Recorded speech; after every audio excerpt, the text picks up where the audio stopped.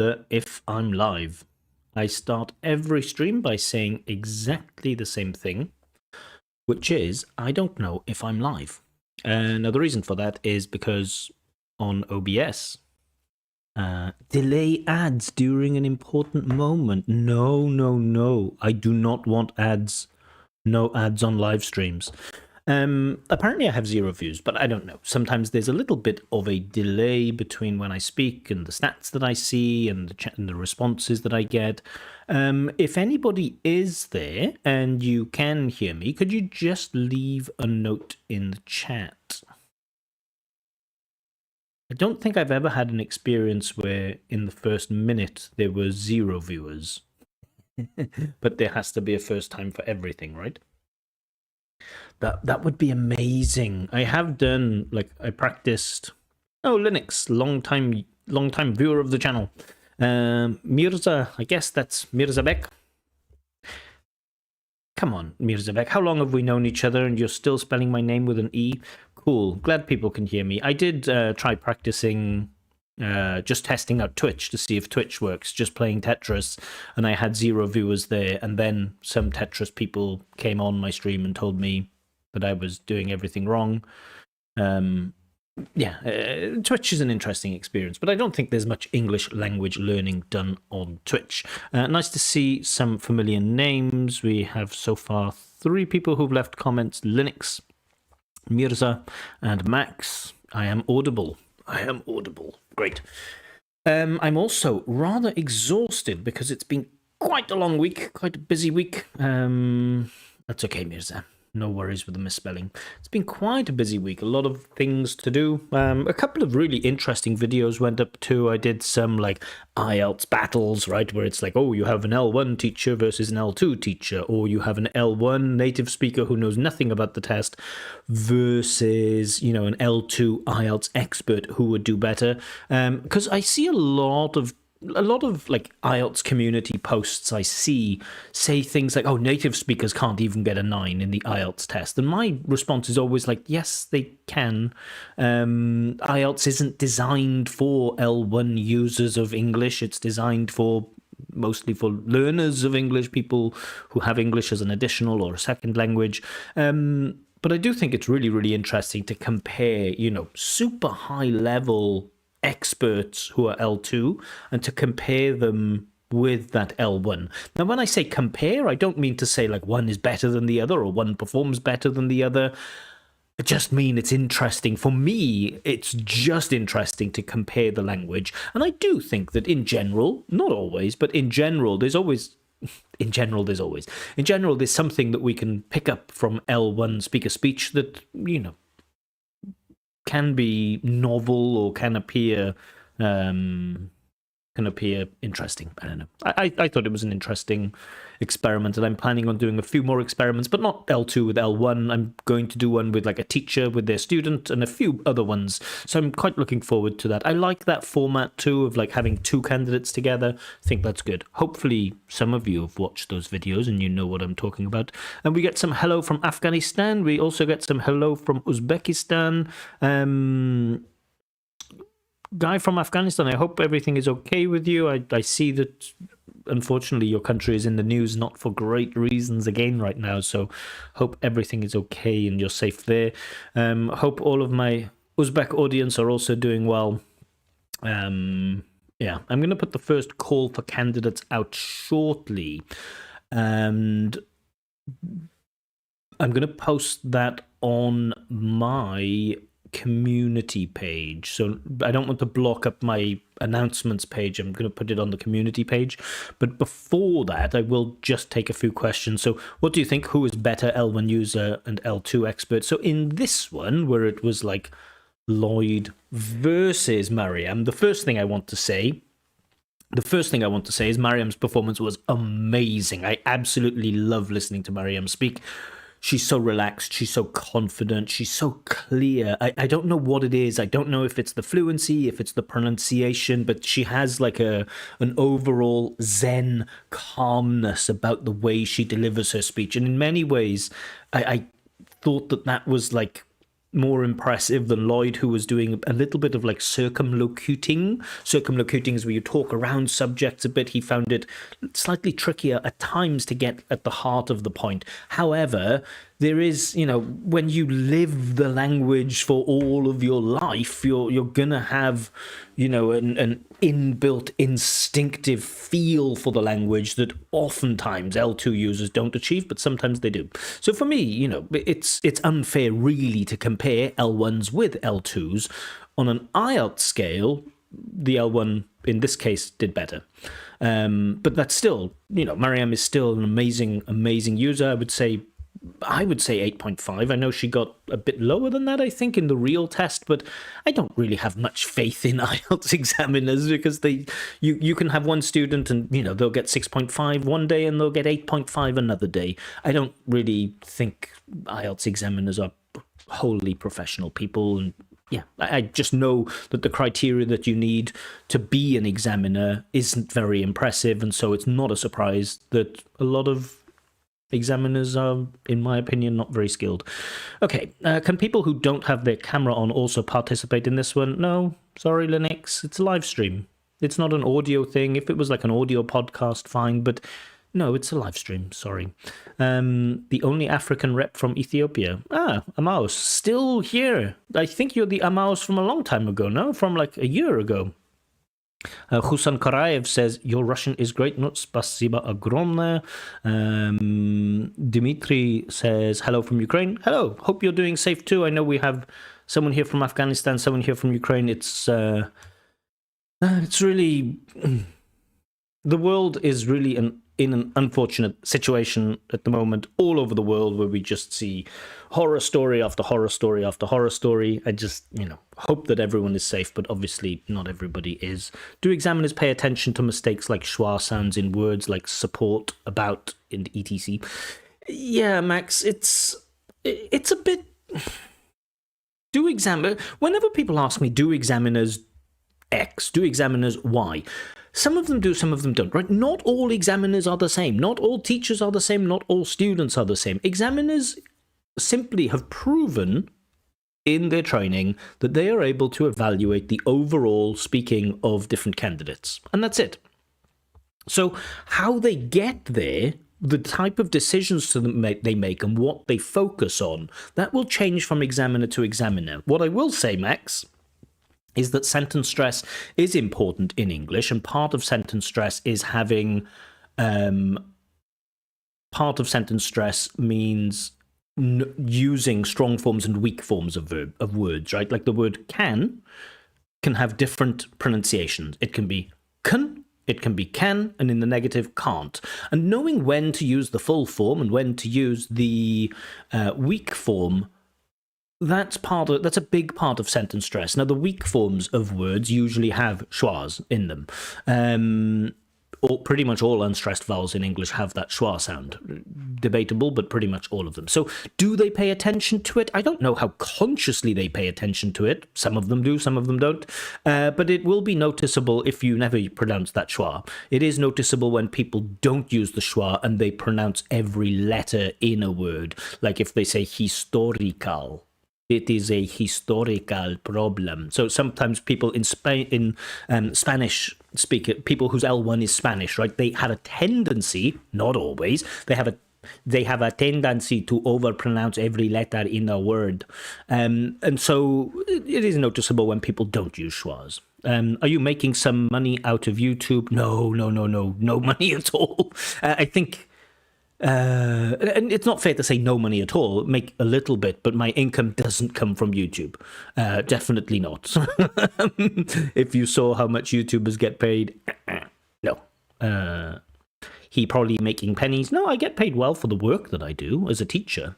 And I have found recently a person who follows my IELTS channel approached me and asked me if I would teach him, and I have a little bit of time, so I said I would. So, there's sometimes that people have paid speaking tests and they're private, and sometimes people pay for lessons or they ask me to do other things for money. So YouTube has led to me making some money, but not much. Amos says, yeah, I really appreciate your recognition and truly love your work. Oh, cool. Thank you. Appreciate it. Thanks. Max says, can sounding English, whether American or British?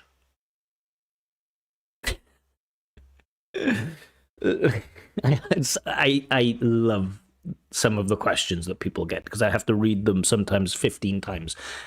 Can sounding English, whether American or British, be useful for pronunciation criteria? Yes. Yes. There you go. Yes. Yes, it can.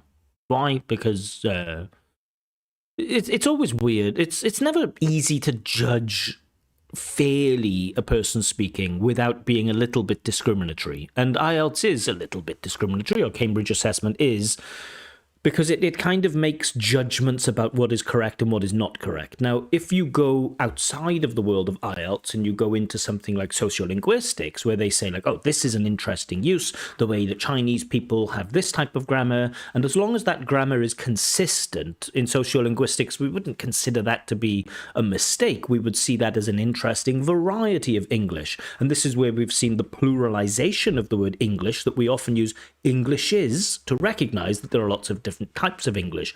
However, with IELTS, it's just they have to be a little bit more black and white. They can't be so liberal. Maybe they will be in the future, but they can't be so liberal about the way that they interpret the criteria. So when it comes to grammar mistakes, for example, they say, okay, that's a mistake that a native speaker would use, like they was here, so that's okay, or you was here, or it were good. Native speakers also make that mistake. There is a lot of problems. Native speakers also make that mistake. If I was you, native speakers also make that mistake. So that's okay. And then native speakers don't make that mistake. That's not okay. So there are, I mean, IELTS is, but it's not easy. It's not easy to make a rubric. And overall, while there are problems with every English language test or every language test in the world, IELTS is pretty reliable to give a rough estimation of a person's ability. Not perfect. Hi, sir. Do you check ever examiners' work? Yeah. One of my jobs is a quality assurance examiner, and that's exactly that, right? So we have a bunch of examiners, and then we check the work that they do. So usually you listen to like 10% of you're given a number of examiners, and it's like, okay, check 10% of their work, and then you check 10% of their work, and then if you find that an examiner is being regularly generous or regularly harsh, you check more of their work, try to find a pattern. Yeah, so I do check other examiners' work, but not for IELTS, and it's sometimes it can be heartbreaking to think like, at the heart of this, there is a candidate that's just trying to use English. And sometimes you see examiners who are really, really harsh, and you think, that poor candidate, if I hadn't checked that, they would have got a lower score than they deserved. And then they would have gone away and they would have thought, okay, there's something wrong with my English. I need to improve it. I need to do something a little bit different. And you think like, no, you're fine. The problem is with the examiner. So sometimes you have that. And that's why I would always say to candidates, like, if you get a 6.5 and you're aiming to get a 7, always look for areas of improvement. Always try to get valuable feedback, but don't base everything on a number.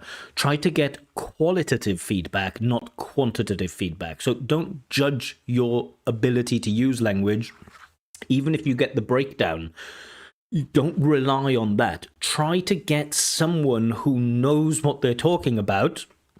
It doesn't have to be me. It can be another teacher. But try to find someone who knows what they're talking about, who can analyze your speech and can give you meaningful feedback that can show you, okay, this is something I have a problem with, this is what you do well, this is what we need to improve on, and so on. Hi, sir. In your please don't call me sir. Hi, sir. In your experience, what is the most common mistake that prevents candidates from reaching a band 7? No, can't answer that. Doesn't exist. It's like saying, what's the most common mistake why somebody loses a swimming race? And all you can say is that, they didn't swim as fast as the others. I can't say it. Maybe I would say grammatical accuracy. People who are not at the band 7 can't hack their way through the exam. Sometimes you can hack a little bit of vocab. Sometimes you can hack a little bit of fluency and connectives. You can't hack grammar. You can't hack grammatical accuracy. You can force yourself to use a range of grammatical structures. But yeah, so even though I said I can't answer that question, I will answer that question and say grammatical accuracy. Usually. But it depends. You might be a highly fluent but not very accurate speaker. You might be a highly accurate speaker but not very fluent. So for you, it might be fluency. But for you, it might be pronunciation. And for the other person, it might be vocab. And for the other person, it might be grammar. So how to improve my reading skill? I knew a question like this was going to come up. I can't answer that question. Why are you asking me how to improve your reading skill? I don't know what you can and can't do with reading. I don't know what you struggle with. I don't know if you're good at reading for gist, but you're not good at reading for detail. You're not good at scanning, and you're not good at skimming, or you're not good at different skills that we need inside reading.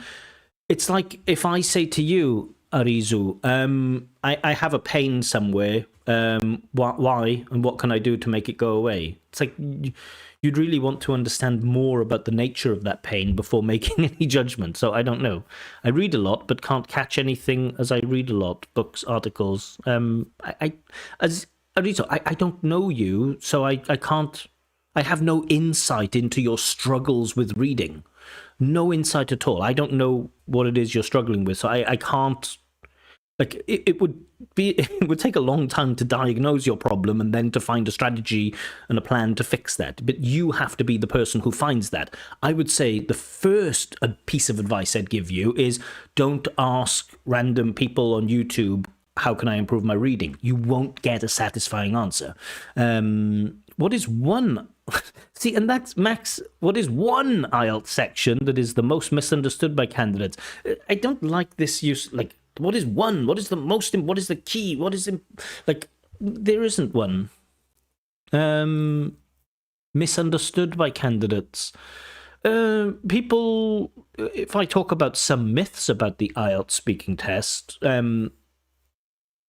people speak in a way that's templatey and formulaic, in a way that's robotic, in a way that's prepared. A lot of candidates think that they can prepare topics, like I'll prepare the topic of the environment, I can prepare the topic of sport, and try to think like, okay, if the topic of sport comes up, I'm going to use overcome, I'm going to use defeat, I'm going to use stadium, I'm going to use cardiovascular fitness.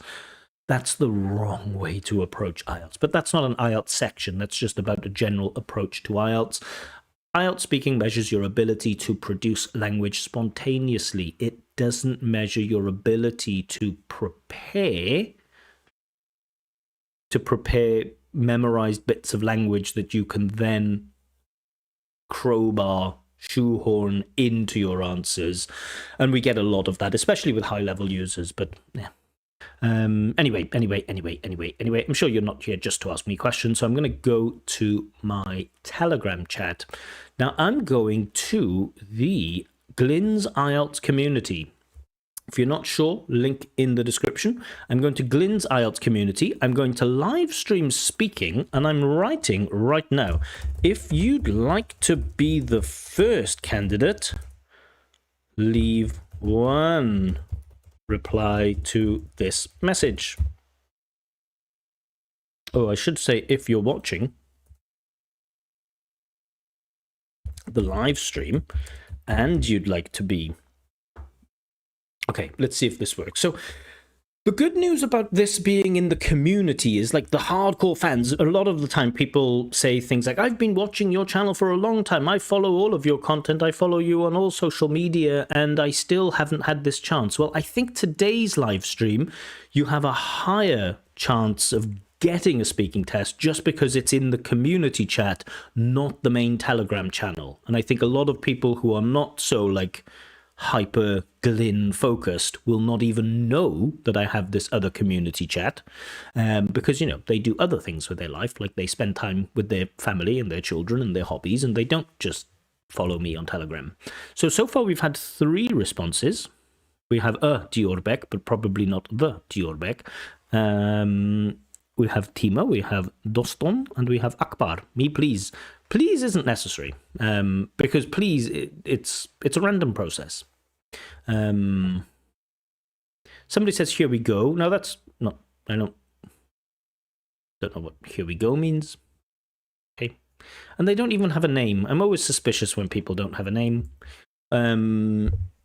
Yeah.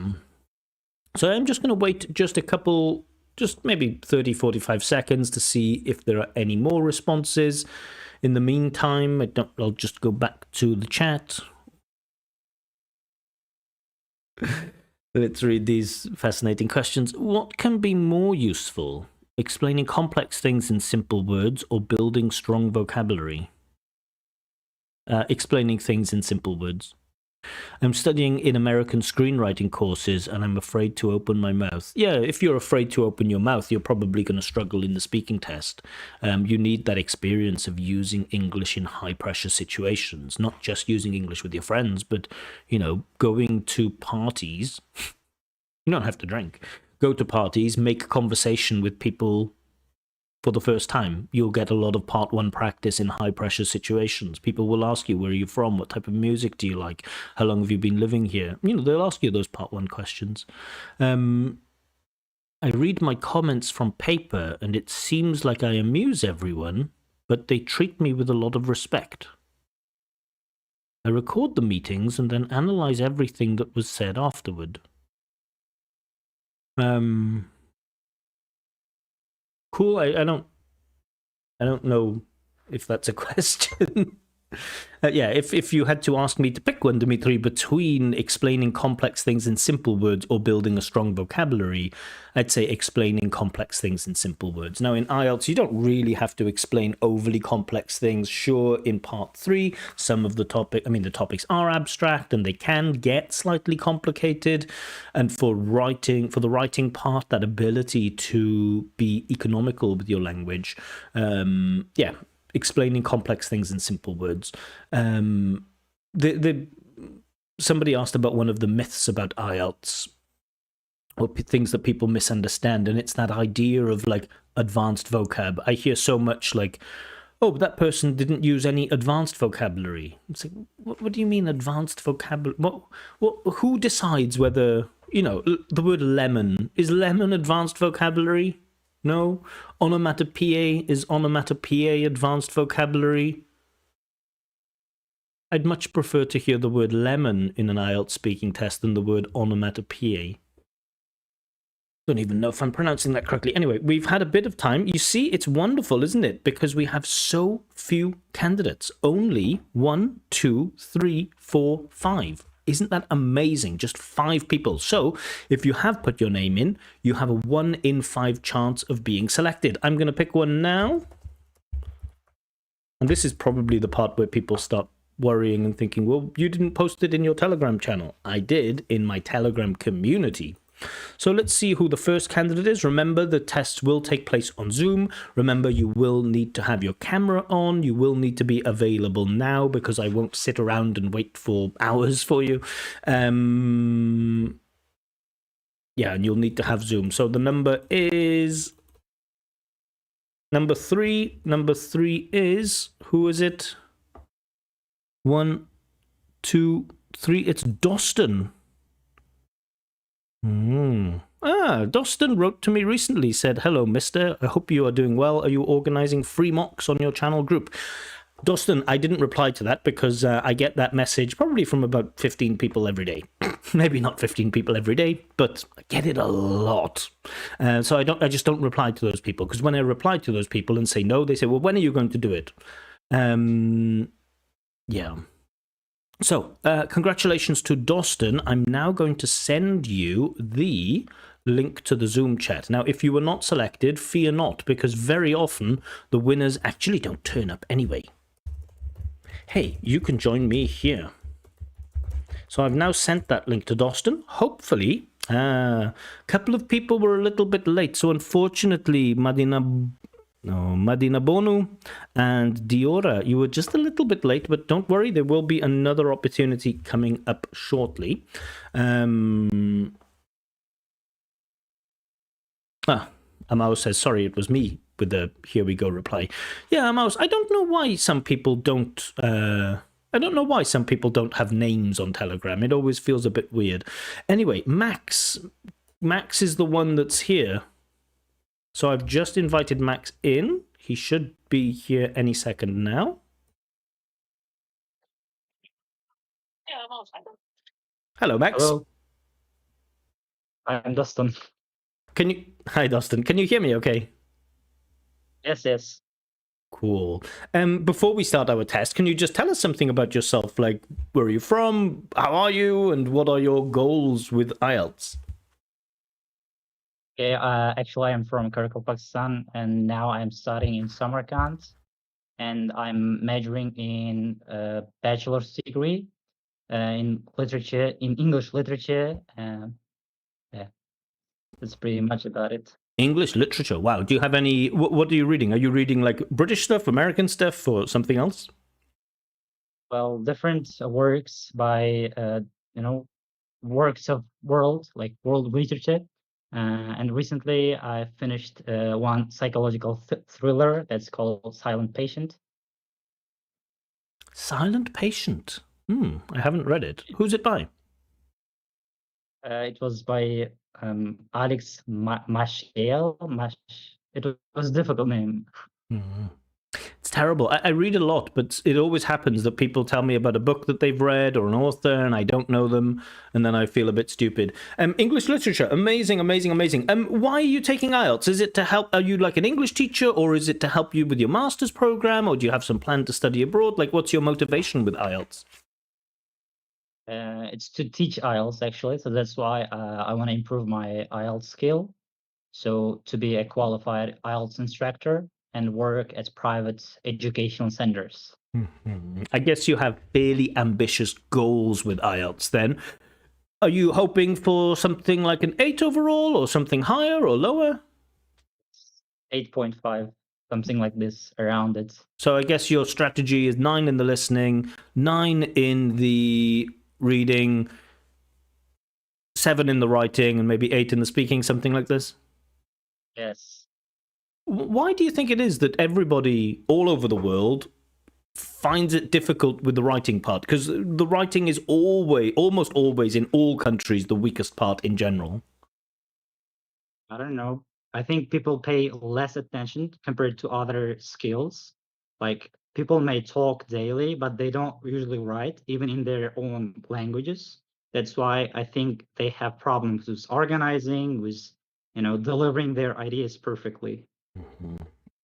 All right, we'll get into the test in a moment. So, you, of course, you're already a very experienced IELTS person. You know that there are 3 parts. First part is just everyday simple topics. It's supposed to copy the type of language you might expect to hear if you, I don't know, go to a party and start up a conversation with a new person, or you go on campus and you're speaking to your neighbors and they want to find out information about you.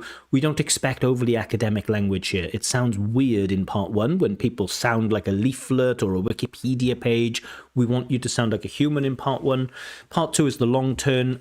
You may need a pen and piece of paper for this because there'll be like a cue card that I will send you. Now, the cue card will appear in the Zoom chat. It's not there right now, but it will appear in the Zoom chat when it comes to part 2. If you don't see it immediately, no need to panic. I will give you a bit of time to find it. We will find it in the end. Do you have a pen and paper with you? Yes, just 1 minute. Paper. I have it. Cool. Then we get to part 3. Part 3 is the trickier part that gets a bit more abstract. We just want to see how you perform, like speaking about more global topics when your brain has to do a bit of work. Just want to see how you produce language when your brain is under pressure. Nobody expects you to be an expert. Nobody expects you to be a sophisticated philosopher or an author or a poet or anything like this. We just want to see if you can speak meaningfully about the kinds of topics that people in the world may be a little bit interested in, even if they don't talk about them every day. Any questions about the format of the test before we start? Everything is crystal clear. Amazing. Okay, so I'm just getting a couple of things up. I'm getting my stopwatch up so I can keep track of time. I'll also be taking just a few notes during the test, just so I can give feedback. If you do see me writing things down, that's okay. I write things down for all candidates, whether they are band 9 or band 1. If you go off topic, or if your answers are a little bit long, I might interrupt you. That's also absolutely fine. It's not a reason to panic. But yeah, we'll start now. Good evening. My name is Glyn. Can you tell me your full name, please?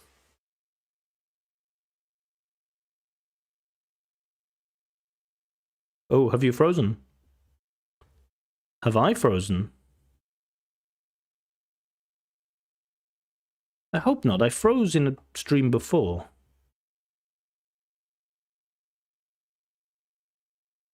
Don't think it's me. If you can hear me in the chat, can you just let me know? Because I think Dustin has frozen, but maybe I've frozen.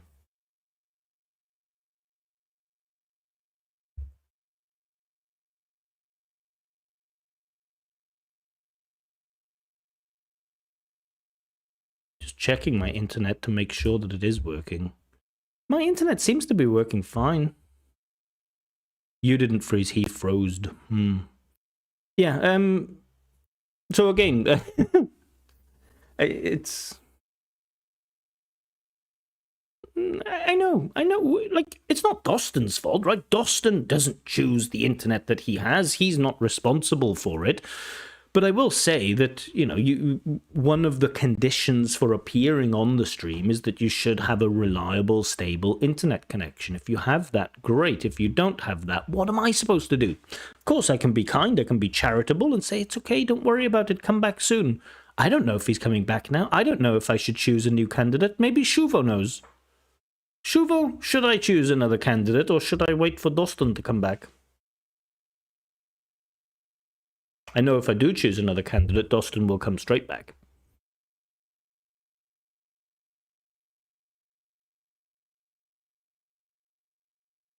You can also paint. Hi, you can also paint. Thank you for that encouraging message. Yeah, Diorbek says, I'd rather use the words I know naturally than use advanced vocabulary. Diorbek, I still want to know, what is advanced vocabulary? I don't know. The best vocab is vocab that naturally suits the question. If somebody asks me, what clothes do you like wearing? And I like wearing jeans and t-shirt, I want to say, yeah, I like wearing jeans and t-shirt because I find that comfortable. Like, sometimes I have to dress up if I have to go to a job interview or like a formal event, like a wedding or something, and I always feel a little bit uncomfortable. So yeah, jeans and t-shirt. What's wrong with that? What's wrong with that vocabulary? I don't understand. Who's telling me, oh, you didn't use advanced words? I used appropriate vocabulary. Appropriate is the word that you should replace advanced with. Forget about advanced vocabulary. It's such nonsense. Use appropriate vocabulary. Sometimes you'll need to be really precise with your vocab, and sometimes you won't. Dustin says he's joined, but let's see.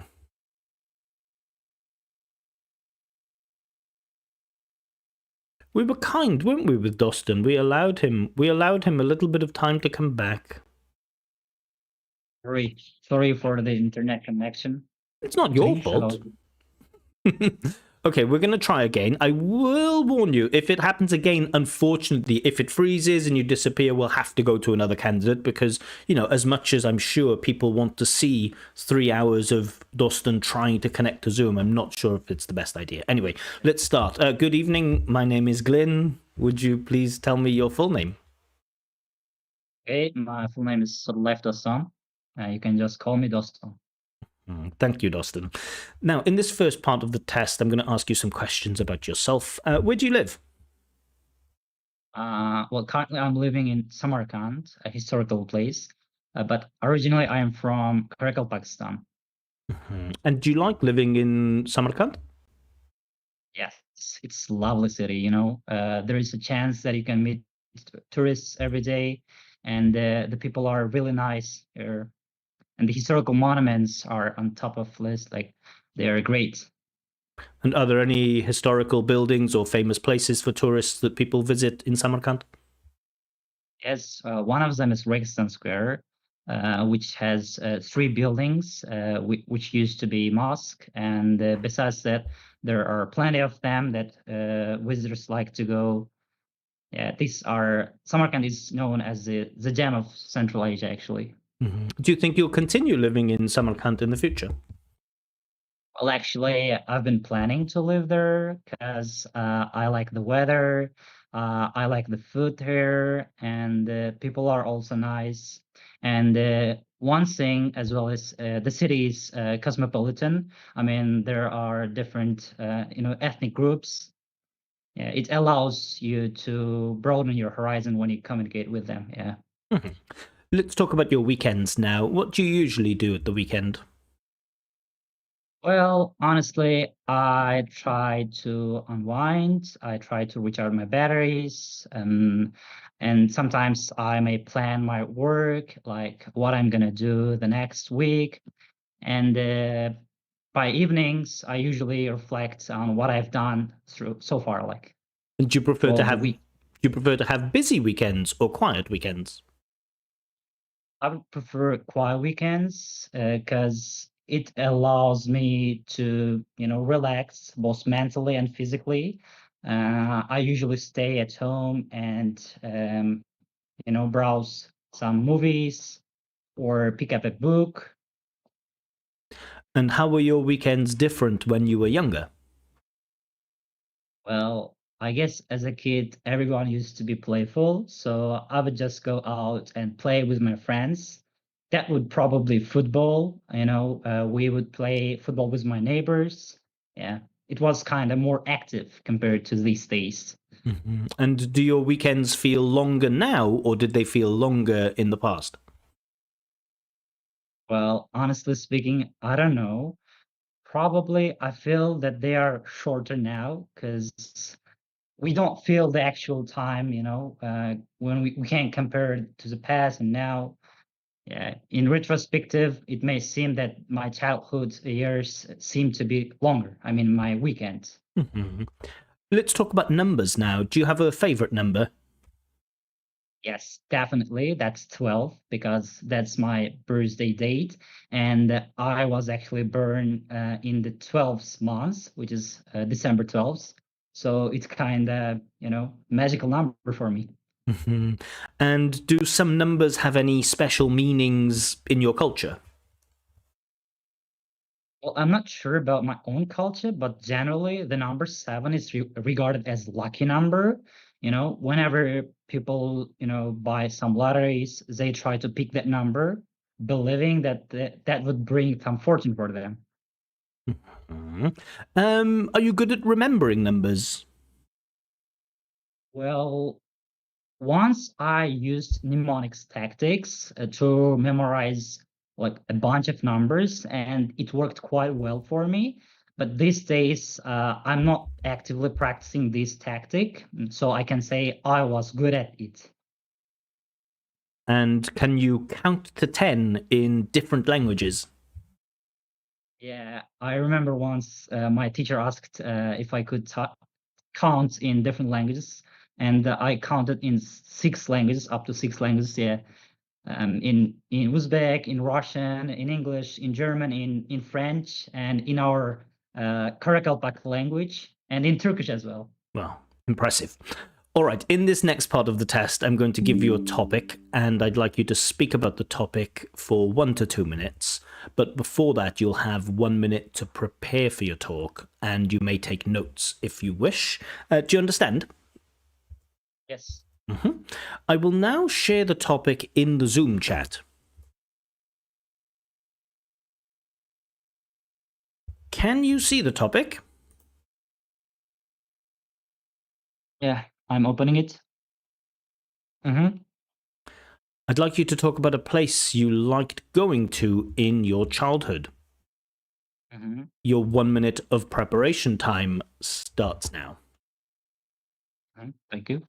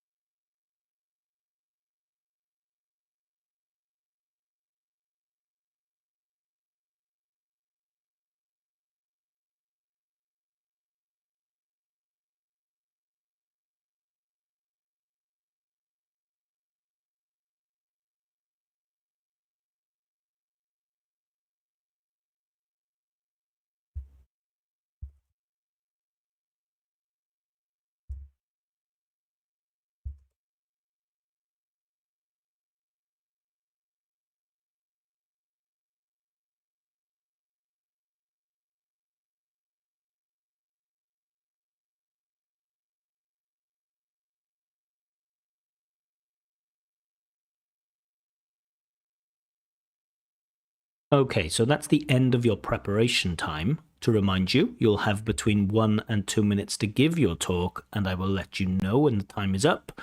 Can you start speaking now, please? I'd like to talk about a garden that I used to go a lot as a kid. This place kind of stays in my mind as a place where I love to go at the same time and I hate it. Uh, when I was a kid back in my hometown, I used to work in a garden. It was our grandparents' garden.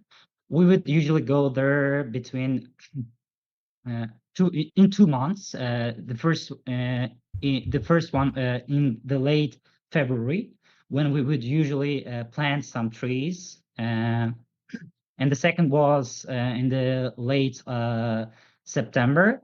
We would pick some apple fruits, and we will we will organize them into boxes.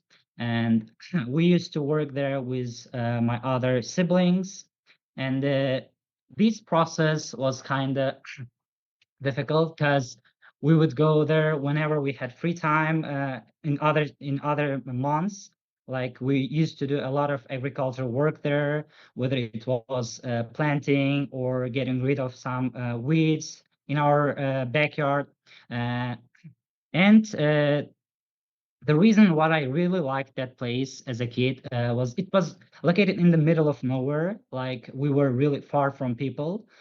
It's kind of allowed to be with my own. Like I would spend time, playing, usually alone, like imagining things and stuff. I kind of had a world of my own. I would put some music, and I would imagine my future life, or I would reflect on my mistakes. All in all, it was a great place as I learned how to take care of plants and how to be a farmer in literal meaning. Okay, And thank you. All right, so you've been talking about this garden that you used to go to in your childhood. Let's talk a little more about childhood experiences now. Firstly, how do our experiences in childhood shape our identity? Well, actually, we can say that it determines what kind of person one is going to be, because whatever our parents do or teach molds our behavior. And for example, the childhood traumas can make one person very susceptible to other people. I mean, they may become very very hesitant to believe others. uh, or some people who grew up in big families, they may learn skills like sharing. Do you think if we don't have these experiences early in life, do you think, for example, we can learn how to share or how to be more sociable as adults? Yes, definitely. It doesn't have to be learned from a young age. We can learn it when we grow older. For example, when we become students, people may live or share their apartment with other students. At that moment, they have to share their belongings with others, and they have to like ask. That's why the reciprocal skills will develop at that moment. Mhm. Now, a lot of people are quite nostalgic about the past. When they think about their childhood, they often have happy memories, even sometimes when their childhood wasn't that great. Why do you think a lot of people are so positive when it comes to their childhood memories? Well, generally speaking, most people had a carefree childhood. I mean, they lived with their parents, with their siblings, and they had memories that they can cherish. That's why most people regard their childhood as one of the most happiest moments in their lives. Let's talk a little about leisure activities for children then. How have leisure activities or free time activities for children changed over the years? Well, if we think about now, these days, children are glued to their phones. They spend most of their days playing video games or engaging in various social media activities. But back in the days, people would, young children would usually participate in some physical activities more because they didn't have access to either computer or the phone or the internet. So all they have to do was play with children outside. So I think all in all, they were physically active in the past. Children. So do you think it was better in the past because children were more physically active? Well, it really depends from which side we look. From physical health, of course, it was beneficial for them. They were usually active. They led an active lifestyle. But while technological wise, these days, children, they are tech savvy. They know technology better than their whether fathers. Whether their parents or grandparents, and they are exposed to the virtual world early on. So that's why they have better ability to adapt the changing world and faster and learn new skills that are related to digital knowledge. Mm-hmm. And do you think children benefit more from like structured activities, planned and organized activities, or do you think it's better for them to have completely free play? Well, actually, both has their own advantages. Let's look at the unstructured activities. In this kind of activities, children adapt to different scenarios, which improves their problem resolution. Problem solving skills. They have to deal with situations that arise unexpectedly, and they also improve their communication skills, but because they don't have to follow a strategy. A structure. And as for structured games, there they learn how to follow rules, which improves their patience and which improves their responsibility. They have to be responsible in this kind of games. So they have their own advantages and disadvantages. Okay, thank you. That is the end of the test. Thank you very much. Cool. All right. The first question I always ask people is, how are you feeling? Because it's a bit weird, isn't it, to jump on a Zoom call, to be live on YouTube and to answer these questions. How do you feel in general, and how do you feel about your performance? I was really exhausted. Not exhausted, anxious. It's already 11 p.m. in our country, and I didn't expect that I would be picked. I was truly anxious, Where are you at the? Are you at home or are you at work at the moment? I am actually at the educational center. I had an online lesson and I had just finished, and all of a sudden one notification come Green is organizing YouTube speaking. So I jumped onto it without thinking twice. How do you feel about the themes that you had? So you had like a bit of a strange one in numbers in part one. You also had to speak about the place where you live, which is quite expected. And you had to speak about your weekends, which is fairly comfortable, I think. Then in part two, you had to speak about a place you used to go to in childhood. And then in part three, we had more abstract conversations about childhood experiences and childhood leisure time. Were those topics comfortable, uncomfortable, easy, difficult? Well, they were quite easy. They are general topics, not uncommon ones. I want But to ask. still, because of the feeling, feeling nervous, I think I couldn't do the best. I want to ask people in the chat to say what they think, what score they think you should give before I give my own feedback. So I'll ask those people in the chat now. Please do let me know what you think Dustin should get for this, and I'll give a bit of feedback in a moment.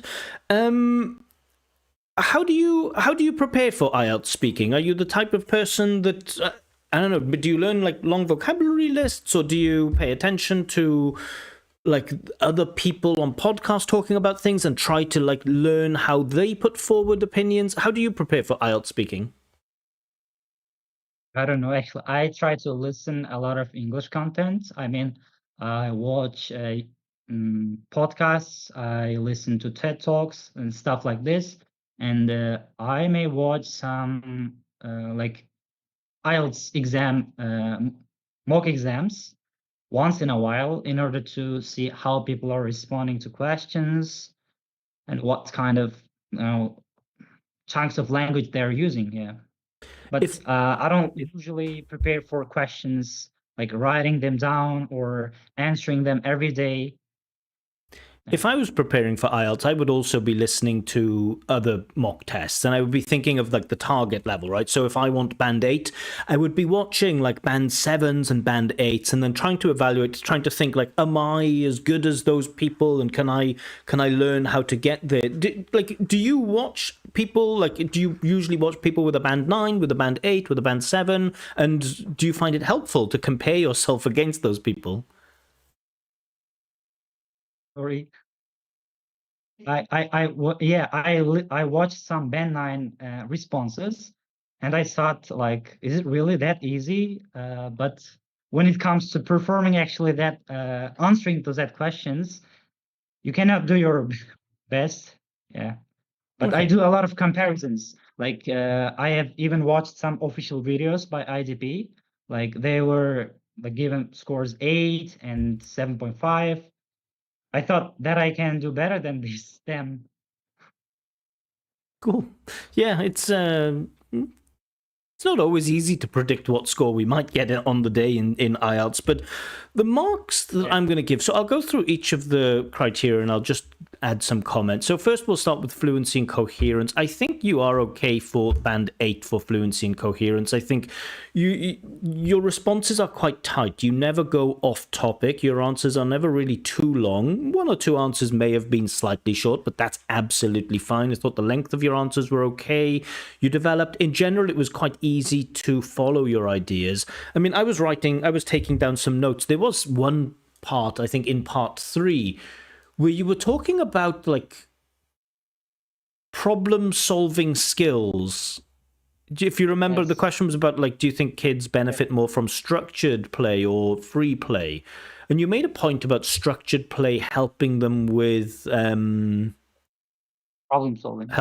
problem solving skills. And I wasn't quite sure that I fully understood how, but that might have been because I was writing something down. And also there was a question I asked, like, if people don't have experiences of sharing in their childhood, can they still develop those skills as they get when they're older?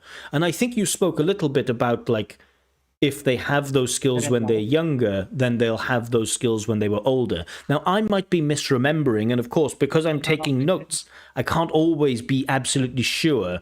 So it may be, if those things were slightly off topic, maybe a really harsh examiner could mark it down a bit more, but I think you're enough for an 8. Your responses are tight. There are noticeable hesitations, and, you know, I know we all want to get the 9, but for me, there are still a few too many occasions. I think in part 1 you were okay with your hesitations, but in part 2 it did become noticeable that you were just like slightly reaching for the next bit of language, a little bit like this. Not too bad, but enough to drop it to an 8. A few people said your grammar is a 7. I have your grammar as an 8. I think your accuracy is really, really good. Definitely the majority of your sentences are error-free. And this is the key thing for grammar. The difference between 7 and an 8 is that for the 8, the majority of sentences should be error-free, more than 50%. And you do accomplish that. In terms of range, it's nice. I like your use of would when you're talking about past habits, that we would go there and things like this. That's nice. I didn't really find too many grammatical mistakes. Perhaps the range is, you know, maybe not quite enough for a 9. Yeah, so accuracy really, really good. But, you know, people will probably ask, well, what can I do? How can I get more range in there? And I don't really have an answer for that, but I would just say that your grammatical range seems more like an 8 than a 9. In terms of vocab, also, you have a lot of good stuff in there, but there are definitely bits of vocab that sound just slightly like you're overdoing it. And I asked you like what you do in your free time or what you do at the weekend, and you say like, I like to unwind and recharge my batteries. And it's like, okay, you like to unwind and recharge your batteries, but how do you do that, right? Oh, I like to unwind and recharge my battery, so usually I'll just lie down on the sofa and read a book. It's like, it's okay to say that you unwind and recharge your batteries, but I still don't know what you do at the weekend. When you say you reflect on something, how do you reflect on it? Do you take notes? Do you verbalize it? Do you make like vlogs? Do you write things in a diary? So in some for some of the questions, it just felt a little bit like you were trying to activate the idiomatic language, which is unwind, recharge my batteries, but at the expense of not fully answering the question. So do be careful with that. I think there were a few like slightly less idiomatic bits, like you said, people buy some lotteries. Now, lottery is the event in English. You don't buy a lottery. You buy a lottery ticket or you buy a scratch card, but you can't buy a lottery in English. So that's slightly strange phrasing. And there were a few other instances. Pick some apple fruit. Grapefruit, fine. Apple fruit, pick some apples. But not apple fruit. And you might think like, well, you understand what I mean. Of course I understand what you mean. But some of those like slightly less idiomatic things, that's not characteristic of a 9. But you do have lots of really nice things. Like you said, you're in a world of your own, and getting rid of weeds, like finding that word weed. That was really, really good that you got that. So that was nice. Oh, I did notice a grammar mistake that you made, actually. You said one of the most happiest. Not a big grammar mistake, but as a teacher, you probably know, like, one of the happiest, not one of the most happiest. One of the most happy is acceptable. One of the happiest is acceptable. One of the most happiest sounds a little bit strange. You use depends from instead of depends on. So, slightly, sometimes a little bit lacking in collocation. But for me, just about enough for an 8. Vocab is the one where I would say maybe a super harsh examiner might drop it to a 7. For pronunciation, I would also give an 8 for pronunciation. So the first test is how easy is it to understand the things that you say? And for me, you can be understood effortlessly. There are no real phonological limitations to your speech. However, when you try, and this is something that's very characteristic of like band 7s, band 8s, when you're trying to activate vocab, right, the vocab stands out above the language, the rest of the sentence, and we don't want it to do that too much. So for example, you say something like, yeah, it happens to me because I kind of live in a world of my own, and then that happens because I try to eliminate all of my mistakes. And it's like the bits of advanced vocab stand out a little bit too much. Sometimes people do this with prepositions, like they say it depends on the situation. You don't have that problem with prepositions, but it is noticeable for me with your pronunciation.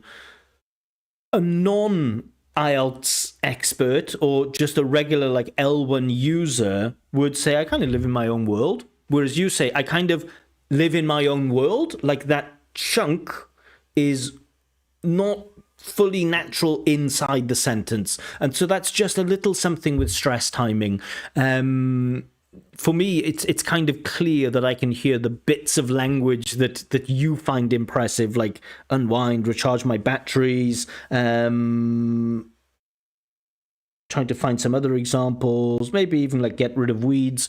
There were a few examples in part 2 if you listen back to it. So for me, band 8, you're a really, really strong candidate. You're a really, really good user of English. If you got a 7.5 in the speaking test, I wouldn't be massively surprised, but I think you should be a little bit disappointed if you get 7.5. I expect you to get an 8. Thinking about an 8.5, I can't see 2 areas where you could get the 9. If maybe your best chances for the 2 areas to get a 9, if you want to get 8.5, is probably fluency and coherence. I think that's where you're closest to the 9. And then probably grammar, because your grammatical accuracy is really, really, really strong. And, a bit more variety, a bit more range of grammar could push that to the 9. So if you came back and said I got an 8.5, I'd be a little bit surprised, but not shocked. I expect you to get an 8. If you get 7.5, I won't be crazy surprised, but I think you should be a little bit disappointed if you get less than an 8. Those are my thoughts. What's your response to this? And have you taken IELTS before? Probably you have. And what score did you get before if you have taken it? I actually got 7 in first attempt for speaking. What happened and how long ago was it? I think it was 2 years ago. It's going to be nearly 2 years, but not totally 2 years. Yeah. Do you think you've made significant improvements in those 2 years? Well, I think yes, depending on seeing this score. Yeah, I don't know. I mean, the Yeah, examiners can my give different marks. my speaking score was good at that time, but I was out of topic for one question in part three, and my pronunciation wasn't also that good. I used to make mistakes with some specific sounds, but as I kept listening, I kind of improved it naturally, I guess. Do you remember the sounds that you had difficulties with? Yeah, specifically with schwa sounds, like I used to say support instead of support, and I had some problems with s endings and with ed endings. Experience it, use it, play it, things like this. Yeah. There were a few, I mean, there were slight things in there. You said, like, kids are glued to their phones, and I noticed, like, just a little bit of an id in there. So it wasn't, like, massively noticeable, but just slightly noticeable. Could I imagine an examiner giving you a 7 for pronunciation? Possible. They might think that there's a bit of problem with stress timing, and they might think it's 7. So if it was 7.5, I wouldn't be massively surprised. If it was me marking right now, I'd probably award the 8. The chat, most of the chat say 7.5. Some people say 7. Some people say 8. Diorbek says fluency 8, grammar 7. I disagree with grammar 7. I think the accuracy was higher. 8. Lexical resource 8. Pronunciations. Okay, so Diorbek and I have similar answers. Way3317 says 7.5 to an 8. So most people agree that you are higher than that 7. Some people say 7.5, some people say 8. And I think that's a realistic expectation. When is your next IELTS test? Probably after 2 months, I guess. Okay, so you have a bit of time to prepare. Yeah. Getting that overall 8.5, I would expect you to get 9 in reading. I don't know how you read and listen, but if you can get 8 in the speaking, usually you can get 9 in those two things. Probably in your practice test, you get 9s in listening, probably 80% of the time, 9s in reading, maybe 50% of the time, something like this, I would guess. So if your goal is to get that 8.5 overall, it's very possible. So the lexical resource was 8, right? Yeah, I gave 8s across the board. 8, 8, 8, 8. Lexical resource, because of some of the strange things, I could imagine a 7, but I would give an 8 for it. Oh, thank you. How could I further improve? Like, should I keep listening to English? I don't answer those questions. How do I improve? I don't know who you are. I don't know how you learn. I don't know what you like. I would say that we can't force it. And when we talk about the difference between a band 8 and a band 9, I really think it's a lot more about language acquisition than it is about active learning. The problem with acquisition is that it takes longer because you want to be immersed in that language. You want to try to pick up as much of it, do active noticing, things like this. However, other people are really, really good at actively finding bits of language and trying to activate them. So I don't really know the best way that you learn, and I don't think I can give you any meaningful advice. I would just say you're at band 8. You're really on that border between C1 and C2. You're doing a great job. And I would say if any bit of advice going forward, I would say try to show off less. Try to answer questions directly, and be careful that when you're saying things like unwind and recharge my batteries, be careful that should be the supplement. That shouldn't be like the meat of the answer. How do you spend your weekends? I unwind and recharge my batteries. Yeah, but how? Tell me the activities that you do to help you to unwind and recharge your batteries. So yeah, don't overdo it with the special vocab. I think your vocab is naturally strong enough, but getting from 8 to a 9, it's really, really tough. Like, I wish I had advice for you, but I don't. But you were a great help already. Thank you. Yeah, you're doing a great job. You're an amazing speaker of English. I'm sure you'll be a really good IELTS instructor. Let me know when you do take your test. Let me know what score you get. I'd be curious to see if you get an 8. I hope you get an 8. Okay, thank you very much. It was really useful. Cool. Thanks, Dustin. Will that be to YouTube? I mean, or is it just a live stream? Yeah, it's a live stream, but it will be, so the live stream will be viewable afterwards. So once the live stream is dead, it still can be watched. You can watch it back later. Because I have to prove to people that I got 8. Yeah, that's cool. Use this YouTube video then.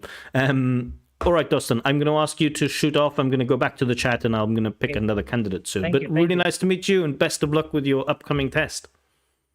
Thank you.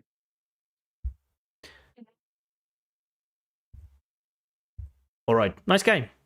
A very strong performer too. Just about, band 8, 7.5, 8. I would award the 8. I think there's enough justification in there. But those of you who say 7.5, fair. Amao says, do you have a plan to feature another candidate or just him? In short, should I leave the stream or should I keep watching? We are going to go to another candidate. Don't worry about that. But not right now. I just want to check the chat first of all. Okay, nothing really in the chat apart from those scores. He made some grammatical mistakes. Okay, Way3317. What grammatical mistakes did you find? I noticed a couple, like, we used to do it with somebody, and that's like I think an L1 transference error. Instead of I used to do it with somebody, we used to do it with somebody. And that most happiest is a mistake that is characteristic of native speaker speech, so it wouldn't rule out the 9.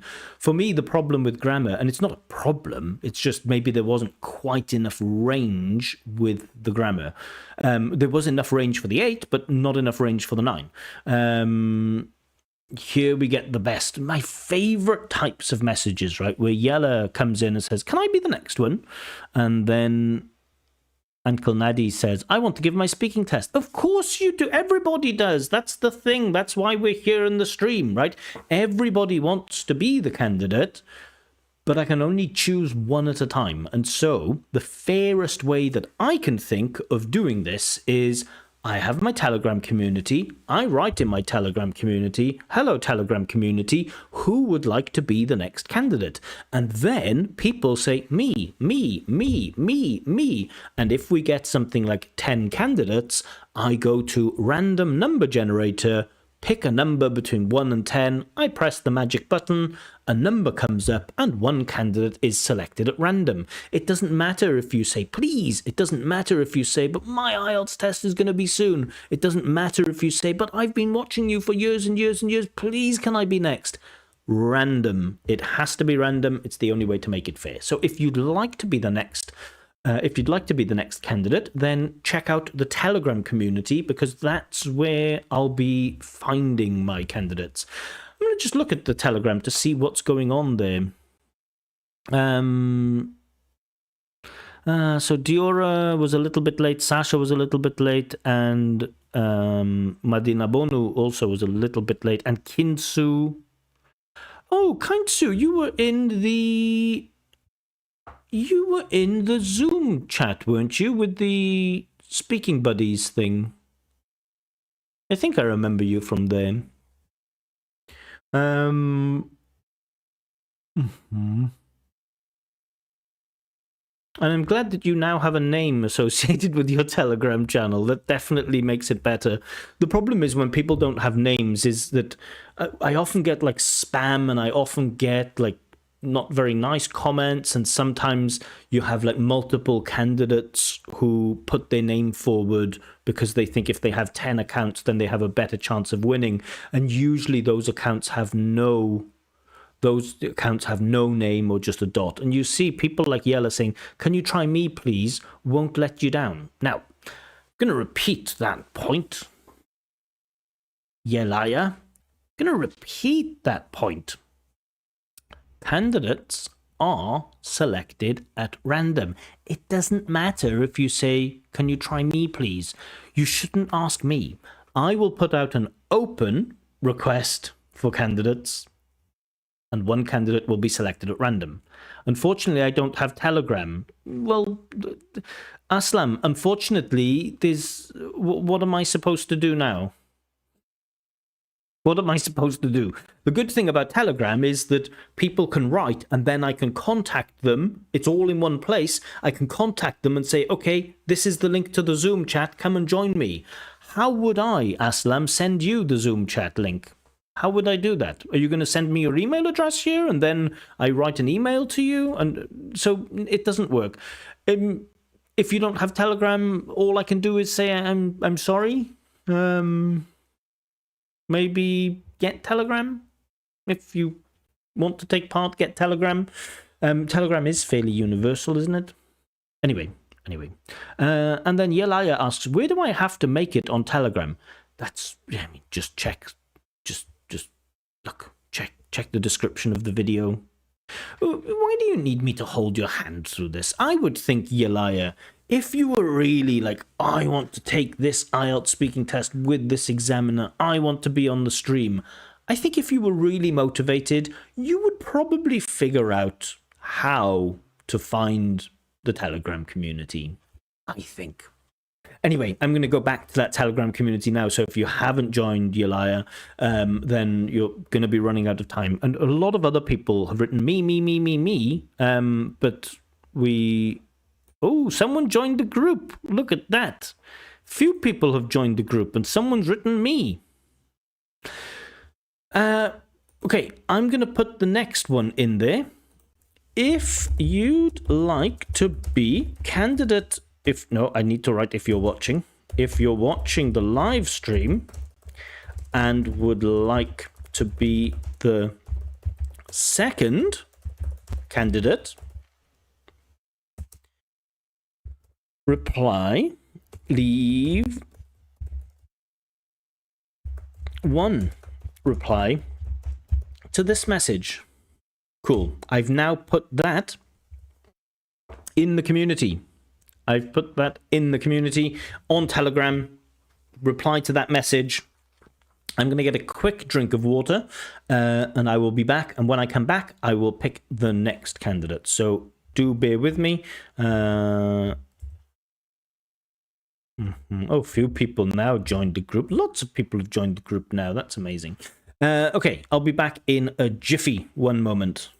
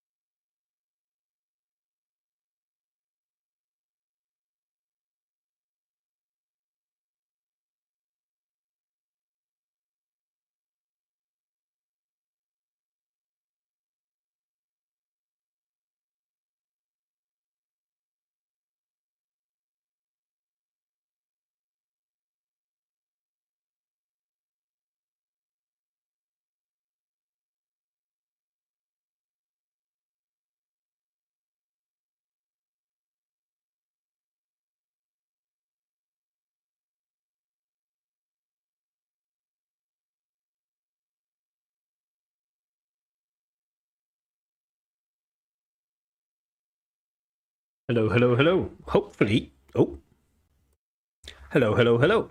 Hopefully now we have some messages in the Telegram. Yelia says, where do I... No, we've had that one. Cool. Hi, Glyn. I was selected in your last YouTube speaking mock. Can I try to be chosen again? I guess so. I guess it should be open, shouldn't it? Why not? I mean, it's always a little bit strange when it's the same candidate over and over again because the feedback's going to be the same, the score's going to be the same. But, you know, maybe... Yeah, it's a live stream. It's fine. Anyone can put their name forward. It's fine. Okay.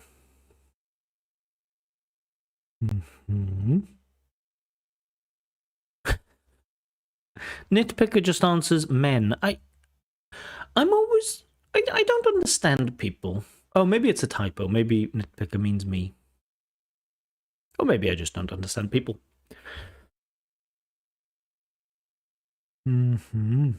Okay. 1, 2, 3, 4, 5, 6, 7, 8, 9, 10, 11, 12, 13, 14, 15 people. Wow.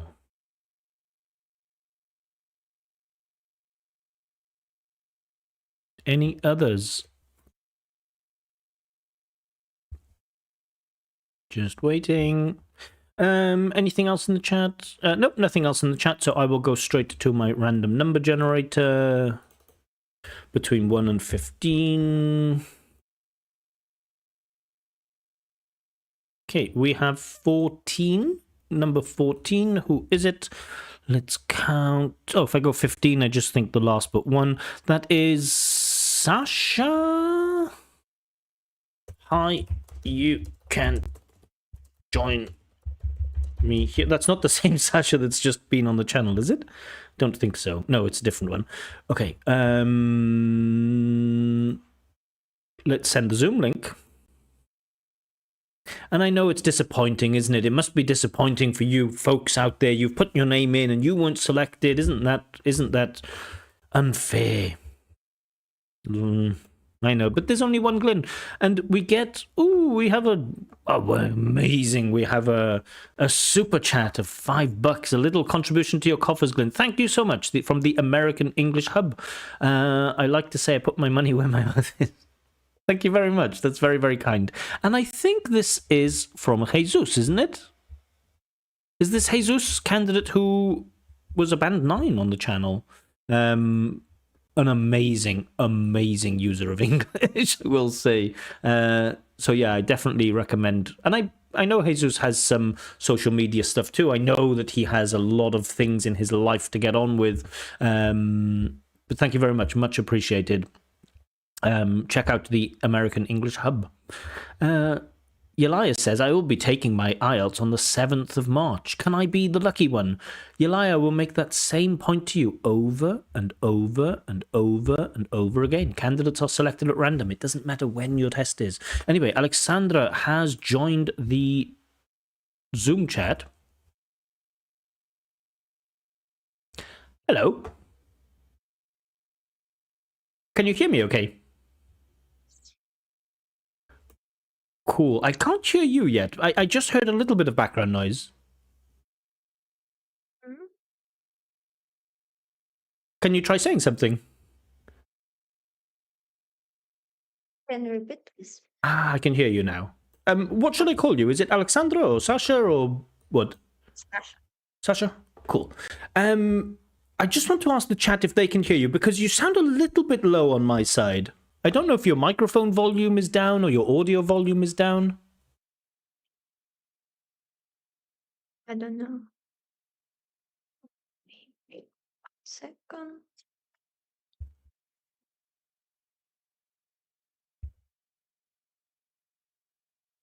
Now better? I think it's okay. I just ask you to check though. In the bottom left of your Zoom, you probably see a microphone that says audio. Next to that, you should see a little arrow that goes up.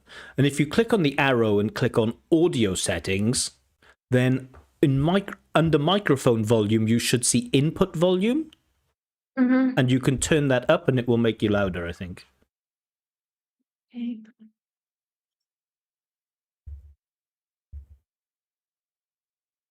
Now better. You're still a little bit quiet, but I think we'll survive. Okay. Maybe I will ask you to shout a little bit. I don't know. So first of all, thank you for being brave and appearing on the live stream. I always ask candidates just to give a bit of an introduction, like who they are, where they're from, and why they are taking IELTS. Can you tell me something about your background? Yes. Now I live in Israel, but I born in Ukraine, and I take IELTS for university, and I want to live in Europe. Mhm. How is Israel? Because I have a few friends who are living out in Israel, and some people really, really like it. Other people tell me that Tel Aviv is like the most expensive place to live in the world. How is Israel for you? No, I live in Haifa, and Israel. Yes, it's so expensive. You said you have some plans to move to Europe. Do you know which country you'd like to live in? I want to Austria. And no, but now I find something more, and maybe something else. So will IELTS help you to move to Europe? Is that why you're taking IELTS, or are there other reasons? Yes, Mhm. IELTS will help me. And do you know what score you'll need for IELTS? 6.5. Have you done any practice tests at all, like with the reading or with the listening or the writing? Yes. What scores do you usually get? On reading 6.5, and on listening 7. Okay. Writing. So someone in the chat says, I think there are lacking of sound issues. So I think in the chat also they feel that you're a little bit quiet, but I think it's okay. We will survive. Let's not worry about it. I do notice just a little bit, Sasha, that some of your answers already are just a little bit short. Now, of course, this isn't part of the test, but during the test, giving like yes or no answers, we don't love like little yes or no answers. So, be ready to develop, be ready to add a little bit more. I know sometimes our brain thinks like, I don't know what else to say. But if too many answers are short, it's very difficult to give a higher mark in IELTS. You probably know the format of the test, right? You probably know that there are 3 parts in IELTS. Part 1 is just like questions about you, yourself, your background, your interests, your free time, things like this. Part 2 is a long turn, and so I will give you a topic and you'll have to speak about it. Now, before this long turn, you will have 1 minute to prepare. So do you have a pen and piece of paper with you? Because you might need that. Yes. Just want to go to the chat. Aslam says, will we see any videos about writing task 1? Like, why would you ask me that right now? It's just a strange thing. Okay, so in part 2, of course, you have to speak for up to 2 minutes. Really, it's interesting for examiners to think when you break down, because a lot of people at the B1 level, like band 5 level, they break down after about 30 seconds. After about 30 seconds, they don't know what to say. They often repeat themselves, or they move on, or they go off topic. So try to keep going on the same topic for at least a minute. After part 2, we go straight into part 3. Part 3 is the part that people really don't like, because you have to answer questions about things that are really like things that you don't think about every day, right? Maybe you think about your TV that you like, or the music that you like, or the fitness that you do, but you don't always think about like maybe the environment or the transportation system or crime or something like this. And many candidates say, I don't even know how to answer that in my own language. Coming up with ideas, creating ideas in part 3 can be a difficult thing, but understand that examiners don't expect you to be an expert. We know that you are not an expert on crime and space travel and tourism, but we just want to see if you can speak about a difficult topic in a meaningful way. But anyway, we're going to get into the test. Do you have any questions about the format of the test before we start? No. No? All right, so let's begin. Good evening. My name is Glyn. Would you please tell me your full name? Alexandra Goft. And what should I call you? Hmm? Sorry, what should I call you? Sasha. Sasha. Okay, thank you, Sasha. Now, in this first part of the test, I'm going to ask you some questions about yourself. Do you work or do you study? I'm studying at school and now have the end of 12th grade. And in this year, I have a prom party. And what subjects do you like at school? I really like math from young age, and every year I improve my skills, and now I have a professional learning of math in my Israel school. And do you have a good relationship with your teachers? Yes, my teachers like me, and they have a good relationships. And I think it's because my older sister was before me at this school. It's in this school, and they like her, so they like me. And is the school building a comfortable place to study? Um, Not really, because at school was from start in Israel like around 70 years. So it's a little bit older. Let's talk about languages now. What languages can you speak? I can speak Russian, a little bit Ukrainian, also English, and I learned German language maybe in fifth grade. Mhm. And how did you learn English? I learn English every day around 1 hour or more, and also I meet with my tutor uh, to meet a week. And is it easier for you to speak English or to write in English? Uh, I think it's easiest to me to write English because 6 months ago I can speak English really well, and thank you for my tutor for it. Mhm. All right, let's move on now and talk about noise. Are you very sensitive to noise? Um, Yes, I didn't like noises, and I didn't like noisy places like festivals or something like this. Mhm. And what noises do you hear often where you live? Um, uh, uh, I listen Chakal near my house every night. I hear their voice. And is your neighborhood usually noisy or quiet? My neighborhood uh, noisy because near my house it's a main main road of my city, and also I have a train near my house. And have you ever complained about loud noise? Um, can you paraphrase the question, please? I can repeat the question. Have you ever complained about loud noise? Um, I think no.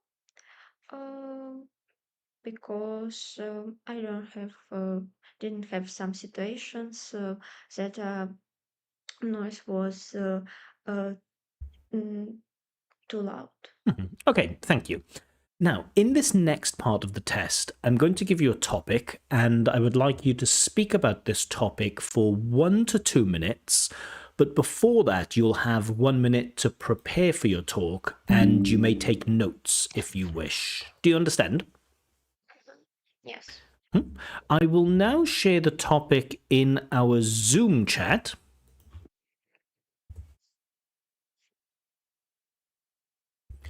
Can you see the topic? Yes. I'd like you to talk about a situation when you had to wait a long time for something. Your 1 minute of preparation time starts now.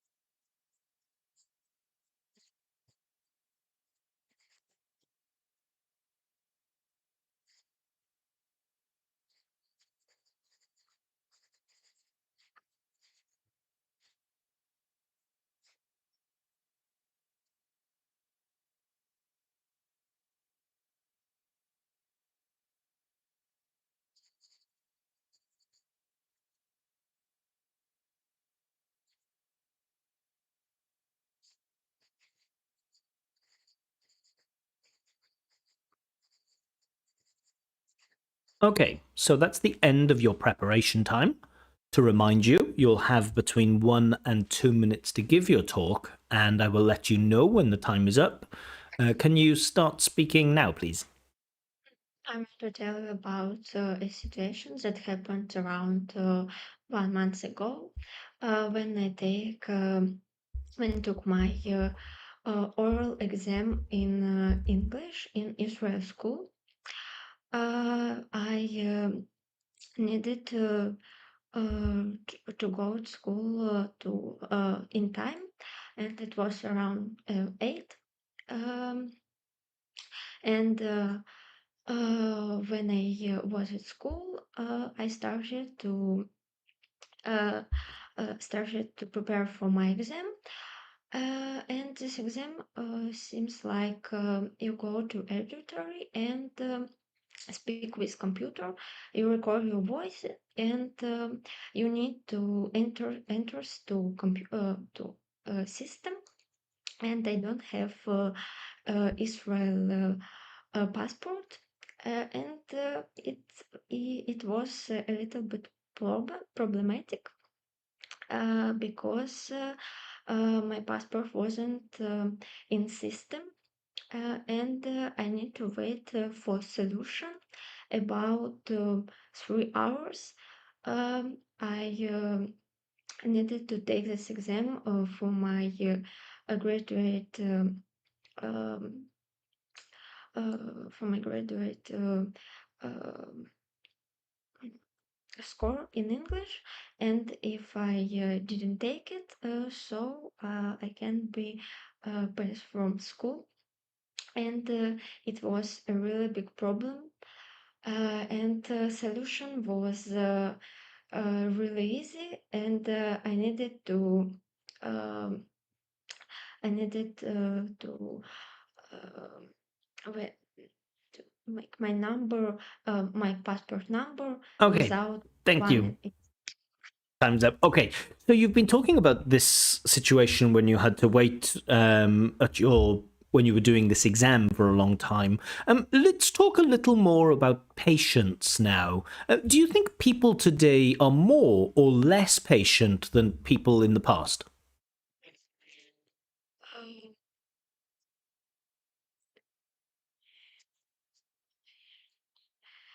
Um, uh, can you repeat the question, please?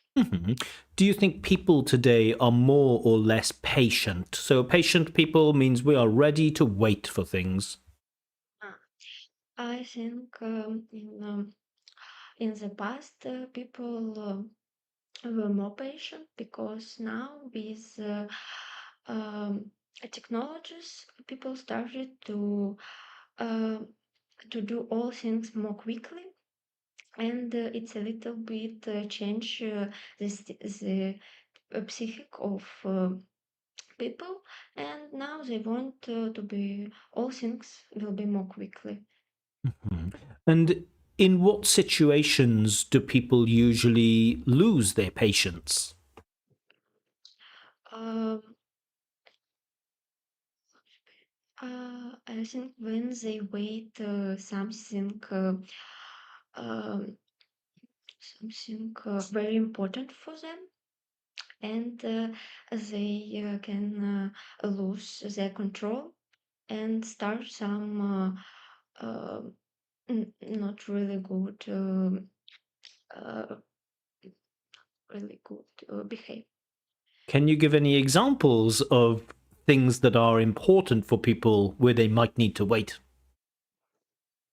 Um, for example, when you came to Israel and you don't have a passport, um, security uh, can bring you on a security room and say, "Oh, wait around 1 day or 6 hours." They don't talk the time which you need to wait, and you sit and wait, and maybe you can go after 2 hours or maybe after 1 day, and they can say that uh, you returned to country from your live.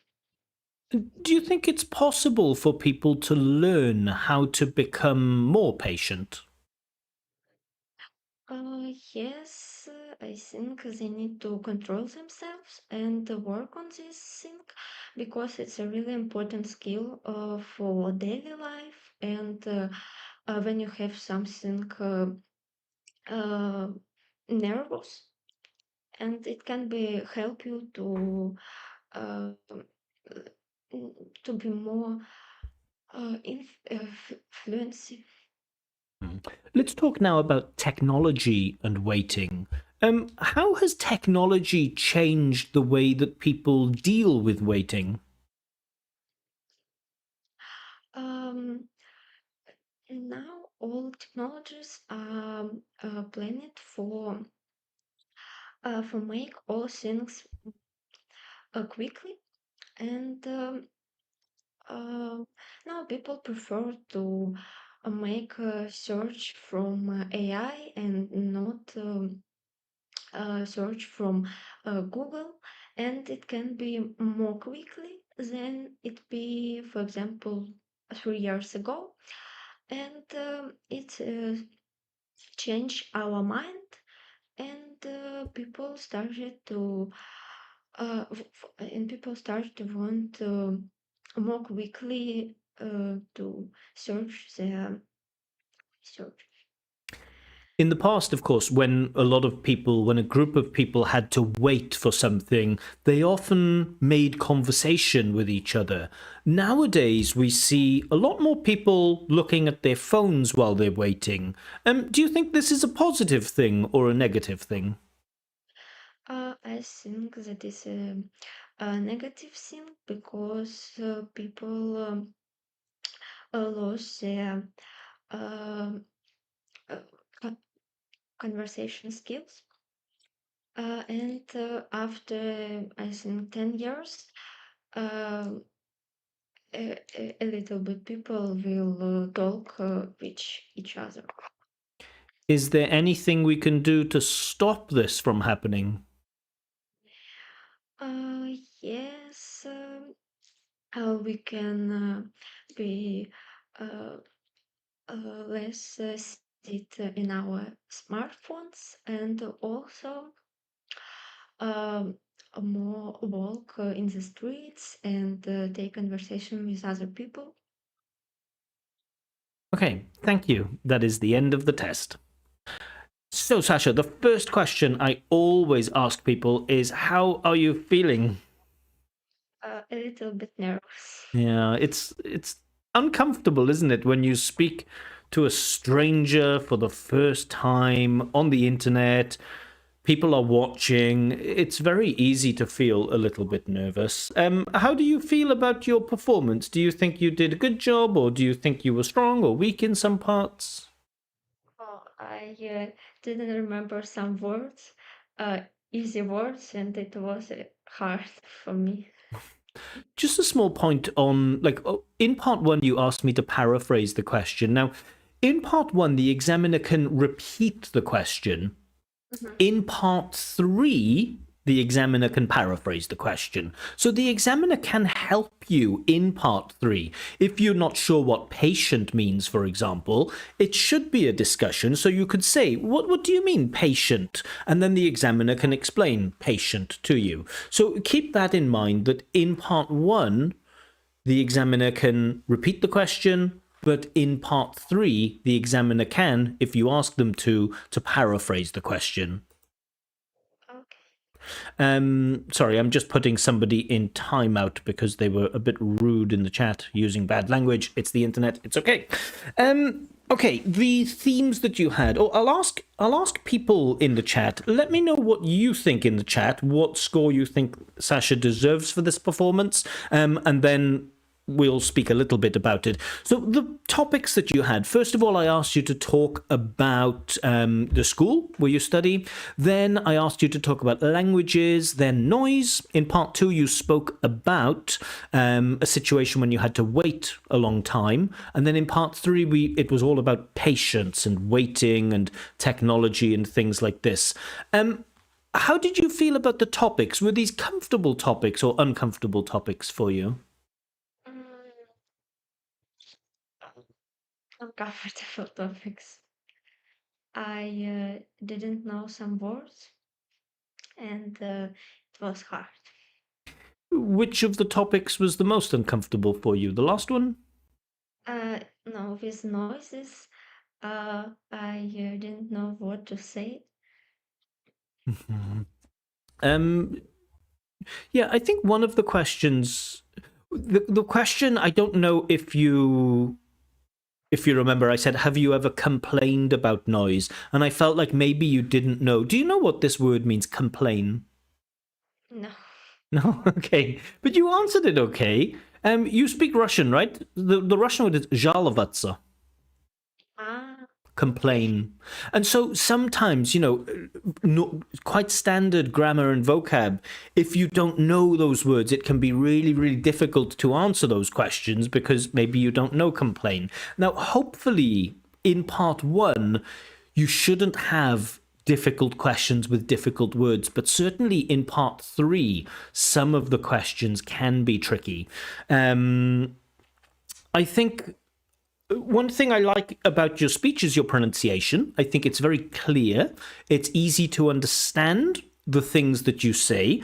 You do, however, have some bits of pronunciation where you speak like the word in Russian, right? Like psychic you used. Psychic. This word in English is psyche. Now, I understood this, but that's because I can also speak a little bit of Russian. And so I'm thinking, okay, psychic or psyche or something like this. But for someone who doesn't speak Russian, they would probably think, I don't know what she just said.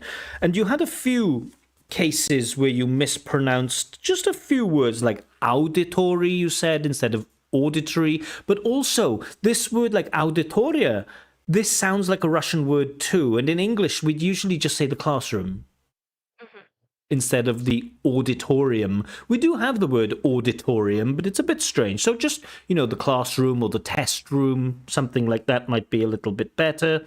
At times, it was, with your grammar, it was clear that you were trying to correct, like you made a mistake, like, oh, I remember 2 months ago, I take, and you said, I took, and then you said, I needed. So you were using some past tense in part two, in like the first half. And then in the second half, you went back to present tense. You said, I need to do this. And it's like, okay, so you're showing an examiner here that you know some past simple, but you can't maintain this past simple. So sometimes it's okay and sometimes you can't quite use it. You also have some problems with this like verb to be. Like I don't know, what sounds better for you? I study at school or I'm study at school? I'm studying at school. No. I study. I study is okay. I'm studying is okay, but I am study. So this is just, quite basic grammar that with our verbs in English, in simple, we say I like, I play, I run, I eat, I study, not I am run, I am study, I am speak. So this is quite a basic mistake. And for that, I think your grammar is about 5. Your pronunciation is about 6. I thought your vocabulary was quite good. You were using words like problematic and things like this. Maybe one thing in part 2, like you didn't really speak about your feelings. One of those questions was like, how did you feel about waiting? And I wanted to hear some vocabulary about the feelings. So we didn't use all of the vocab that maybe we should have. But I think vocabulary, I don't know if it's 5 or if it's 6. I would probably give 6 for vocabulary. And then for fluency and coherence, I think it's a 5. I think you had difficulty at times understanding the question. And because it was difficult to understand the question, it was difficult for you to give a full answer about it. Some of your answers are also a little bit short. And that's just because I think this is where your level is. I think you are like a B1 learner of English with speaking. In school, like, when you study English at school, do you know what level you study? Like, do you use a course book? Is it like A2, B1, B2? B2. Oh, B2? Okay, so you're studying at that B2 level. Fair enough. Like, I would award 5.5 for this overall. Now, 5.5 in IELTS is the lowest B2. So it is at that B2 level. For me, 5.5 feels like it's more B1. And I think your speech does sound a bit more B1. So in short, your pronunciation is really, really nice. It's very, very clear. Some of your vocabulary is very nice. But I think you struggle with some quite basic grammar. And also your fluency is a little bit weak just because your answers are short. I don't know if you have a lot of chances to practice your English in Israel. Like, do you have any friends that you speak English to? Because I guess if you don't speak, I don't know, what language do you speak to your friends in? Do you speak Hebrew? No. So when you speak to your friends, what do you speak to them in? Russian. Even what if it's like an Israeli who doesn't speak Russian? As Hebrew. Okay, so imagine the situation, right? You're in a shop in Israel. You want to ask somebody something. What language do you use? Hebrew. But you said you don't speak Hebrew. I speak Hebrew. I'm in Israel around 6 years. Okay, I thought I just asked you if you speak Hebrew and you said no, no? Okay, so you speak Hebrew too? Yes, yes. Okay. I mean, it's great that you speak so many languages, but I think sometimes it can be good. I think you definitely need some practice of using English. It might help you with your fluency, but at the moment, your score is about 5.0 or 5.5. I don't think you'll get a 6 right now, but with some preparation, you might get to a 6. And so if your goal in IELTS is 6.5, what I would hope is that you could get 7 in listening, 7 in reading, 6 in speaking, 6 in writing, and that will give you the 6.5. So those should be your goals. But you made a good attempt, but grammar and vocabulary is always going to be like the basis of a good English speaker. But I don't know, Sasha, do you have any questions for me? No. No? What time is it in Israel now? 9. Okay, so I guess it's getting not late, but fairly late. Okay, then I will say thank you, Sasha. Really nice to meet you. Best of luck. When you take your IELTS test, write to me on Telegram and let me know what score you get, because I always like to compare my marks with the other marks. I just want to see what other people in the chat said. Yeah, a few people said 5, some people said 5.5. So a lot of people are in agreement there. But thank you so much for being brave. Good luck in the future test. Thank you. Bye. Thank you. Bye, Sasha. Okay. A good job. It's really difficult for younger people, I think, especially part 3. You know, if so many people are writing, can I take a speaking mock test? I'm not going to answer you. It's really okay. This guy Rajib, has he been spamming? Yes, Rajib has been spamming, so you're on timeout. Sorry, Rajib, you're on timeout. Yay, for 30 minutes. There you go. Oh, it's nice to have power. So a really, you know, a good attempt. For me, she is B1, right? When you hear things like I am study, it's a little bit like, come on, we should have better control over that. Basic English grammar is very, very complicated. I don't care what anyone says. A lot of people say English grammar is very, very easy. Akbar John, please stop asking if I'm going to take another mock test. People keep asking this all the time. If you have a question, please ask a question related to IELTS, not can I have an IELTS test, or how do I improve my speaking, or how many more tests are you going to give? Please don't ask that question. Anyway, going back, basic English grammar is incredibly complicated. If you think about, like, when do we or don't we use the verb to be? I study or I am study. I'm happy or I happy. Are you like or do you like? Are you play or do you play? It's really, really tough, this basic level, when we use the verb to be and when we don't. Sasha also had some problems with the phrasing of things. Some of it sounded fairly Russian, like at school was start Israel and things like that. Those are like really systematic problems. And I don't mean systematic in the sense that it's like a repeated mistake. I mean, it's systematic in the case that there's like a very basic structural problem there. English is an SVO language, right? Subject, verb, object. So when we get at school was from start Israel, that word order is odd. Now in Russian, which is Sasha's first language, Russian is a very flexible language in terms of its word order, right? You can say я живу на первом этаже живу я, живу на первом этаже я. You can mix words up, you can put them anywhere. Why? Because it has a case system and it shows clearly what the subjects are, what the objects are, if it's a direct object or an indirect object. Some languages can be very flexible with word order. English isn't like that. And when you get the word order so wrong, like email sent me, it's like, whoa, we can't do that with English. We can't break that structure. There are some cases, of course, where we do have flexible use of word order, but if in doubt, just stick with subject, verb, object. Start with subjects. Use subjects, subject, verb, objects. That's the basis of English. Anyway, so yeah, for me, 5.0, maybe 5.5. I don't think she's a B2, but I know IELTS is very generous at the lower ends. But, you know, she was brave and she gave it a really good effort. And her part 2, she spoke for the whole 2 minutes.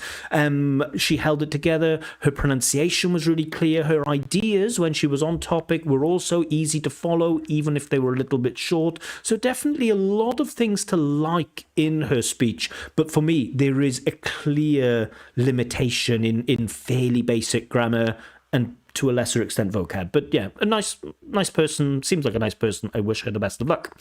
Let's go into the chat. Great work. I couldn't get 5.5, says John Nguyen. John was very, very supportive. I've noticed throughout John Nguyen was writing, oh, good job, you're doing great, keep it up. It's very nice of you to be so supportive. I know IELTS is quite big in Vietnam. I guess you're from Vietnam just from the name Nguyen, but I don't know. 5.5, but needs to improve his fluency. I don't know if you noticed, but it was a female, I guess, so improve her fluency, but okay, agree, her fluency. Oh, you there was a correction. She's very young and cute. Let's not be weird. Did a great job for her age. Yeah, absolutely. She did do a great job for her age. She should be proud.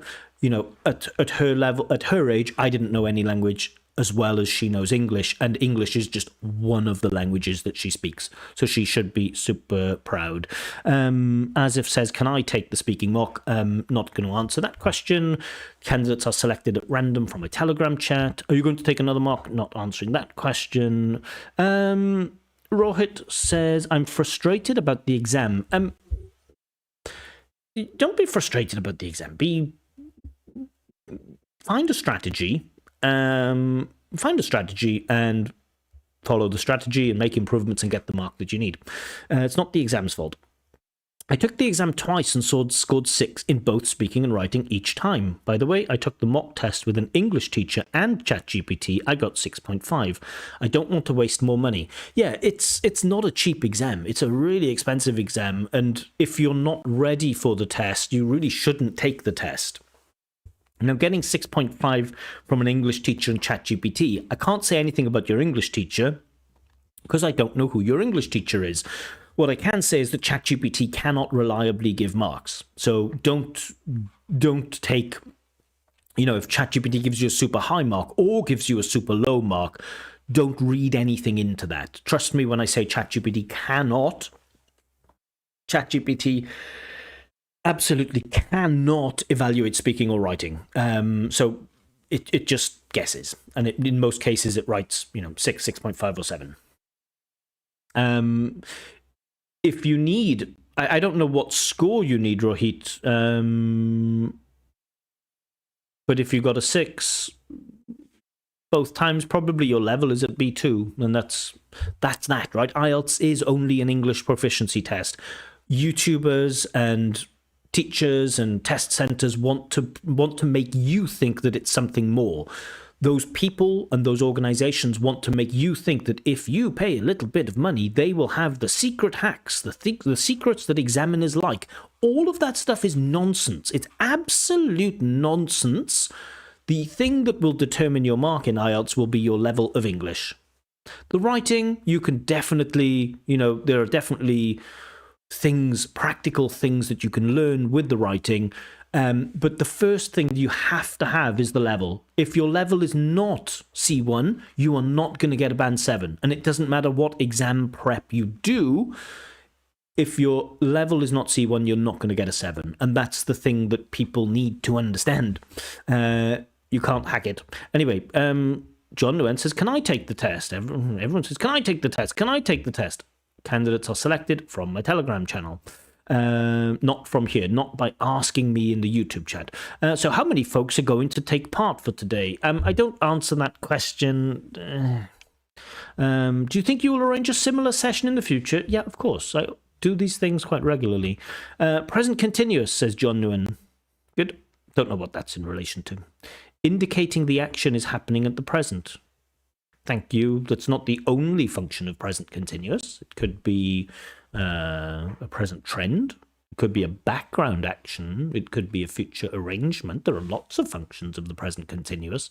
Could also be used with an if clause to refer to a future moment. So if I'm working this time tomorrow.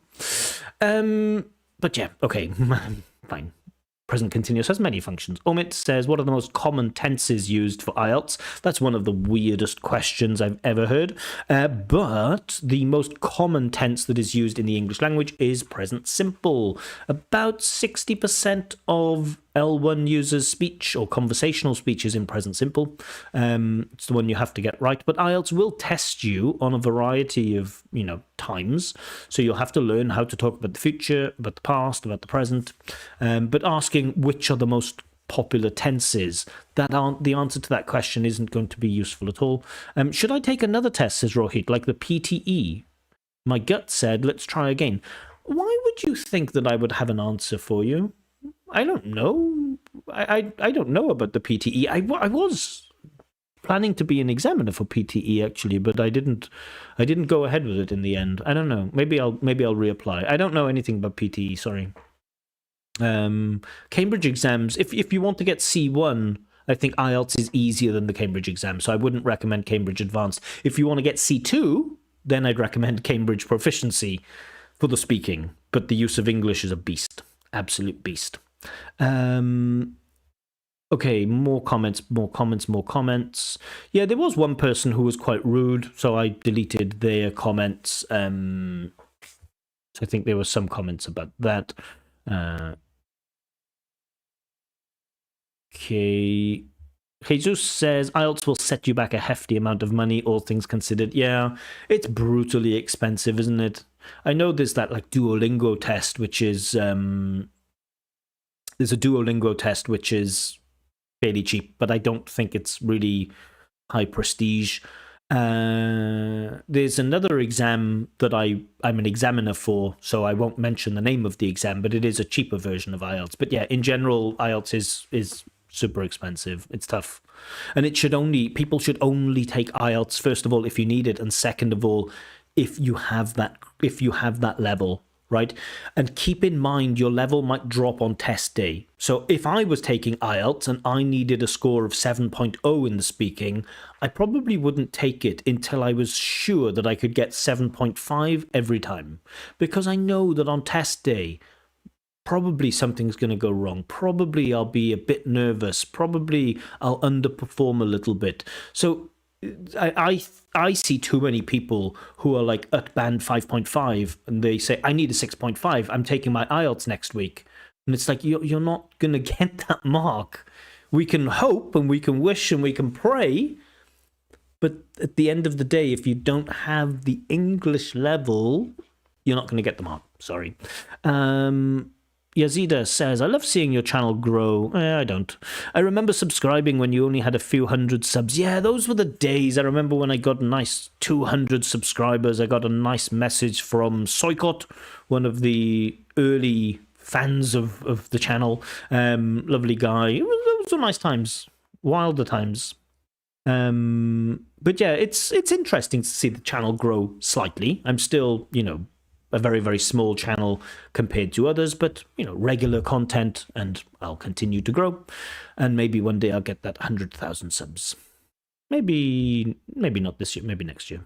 Omid says, I use AI for practice and grammar correction. Yeah, absolutely. AI is an amazing tool if you use it correctly.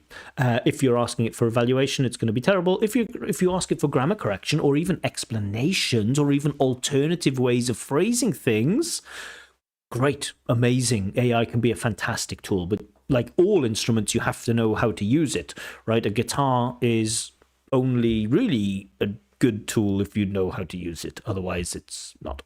Ain't no such thing as a silver bullet. Yeah, I think the term in English language teaching is called principled eclecticism, right? No silver bullet, no one way. What we need to do is to recognize that there are many, many different ways, many different strategies, many roads that we can go down. It's not just do this and then you'll get the right thing. Be able to plus verb, says John Nguyen. Be able to verb.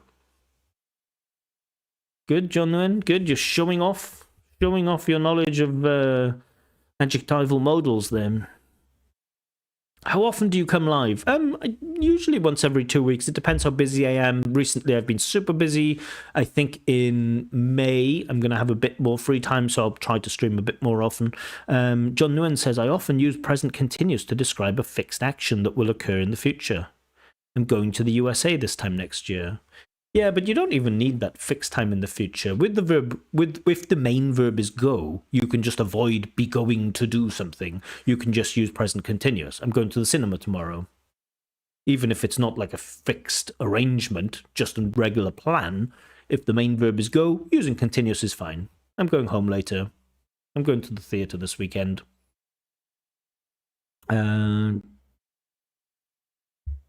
John Nguyen says, I believe that once your English proficiency is excellent, you can take any English test. Yeah, of course you can. I think, we should familiarize ourselves with the writing tasks that are required. There are certain, you might not know, like one thing I want to do, I've been doing like some L1 stuff on the channel recently, and one thing I'd like to do is to surprise an L1 user with an IELTS task 1, like describe the process, because I think pee in their pants when they see it because they will not know how to approach it. The speaking test, they're fine. But the writing stuff, you really have to know the skills that are required for those different tests. Amos says, it's been 2 hours since you began this live. Ain't you worn out? You should take a short break. Cool. Thank you for your care, but,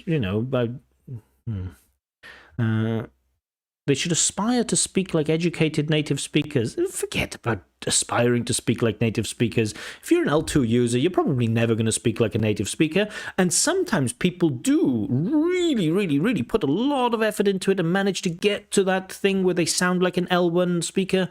It's English. English is an international language. You don't need to sound like an L1 speaker. You don't... What there's no point. Why do you want to sound like someone from Bradford or someone from, I don't know, Aberystwyth? Well, what's the point? Just, English is an international language. That's great. Let's focus on speaking clearly. Don't worry about trying to sound like an L1 user or a native speaker. It's nonsense. Don't need to.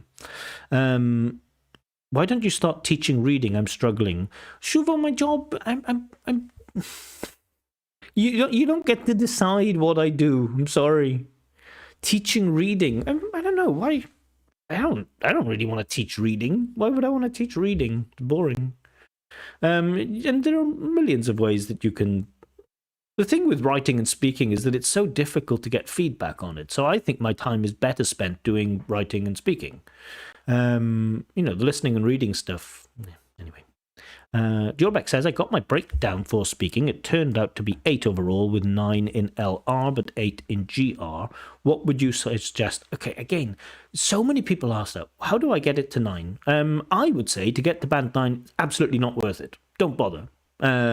Because there are people who've paid me like multiple times to have private mock speaking tests where I give them feedback and their scores don't change. And they throw all of this money and the scores don't change. Sometimes people have a ceiling. Your ceiling might be 8 overall, and there might be nothing that you can do to get to a 9. To get a 9 is incredibly difficult.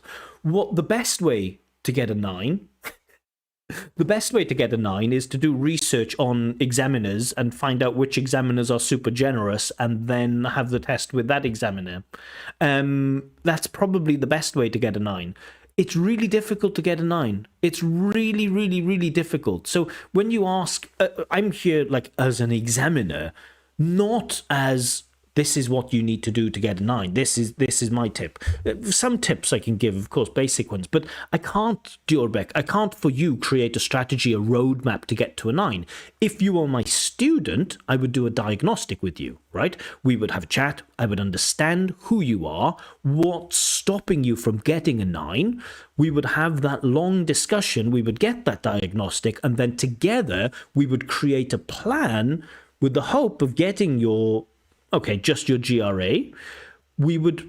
I don't know what's wrong with your GRA. I don't know if it's the range. I don't know if it's the accuracy. If it's the accuracy, maybe you have mistakes with articles or something, and then maybe we would look at articles. But without doing a diagnostic, I can't give any advice. If I was your teacher, we would do that diagnostic. We would dig in, we would find out what's wrong with your GRA, and together we would make a plan to fix or to try to improve that GRA. Even after all of those lessons, would we guarantee success? No. You might find that you just can't understand how to use or how not to use articles. They can be really tough, really, really tough. But without doing that diagnostic, Jorbeck, I can't give any advice other than learn grammar. Understand the marking criteria? Yeah, but the marking criteria for Band 9 grammar is fairly obvious, right? Don't make any mistakes. Don't make any mistakes and use all of the appropriate grammar. Now, of course, you might... one thing that I might do with you is I might break down an IELTS test and break down all of the different grammatical structures that are required and then test you to see if you know all of those structures. But that takes a lot of time and a lot of upskilling. And that's what I would do with you if you were my student. But unfortunately, you are not my student. You are a wonderful and much appreciated supporter of the channel, and that's great. But students have to pay me a lot of money to study, unfortunately. Do you have anything to say about IELTS reading or how to improve? No, Shuvo. No, I don't. John Nguyen, perfection is compulsory for Band 9. Yeah, I would really say, if you've got Band 8, be happy with a Band 8. You don't need a 9. But I know some places in Uzbekistan are like, my test center will give me a car if I get a Band 9. And so they do everything to get a Band 9. But it's tough. Anyway. I've been going for 2 hours, and our dear Kinsu, I think, says that I should take a break. But I am going to do one more test. One more test. How much time does it take for the examiner to evaluate the writing? This is a really good question, AJ. I like that question. I think CBT writing is easier to catch mistakes in than paper-based writing. No.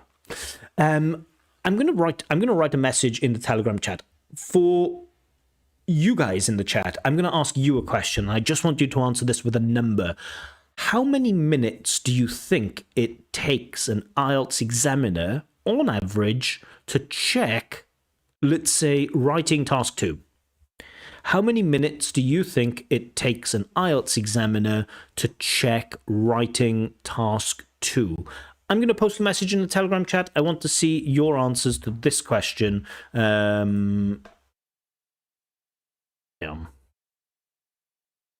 Where is it? Okay.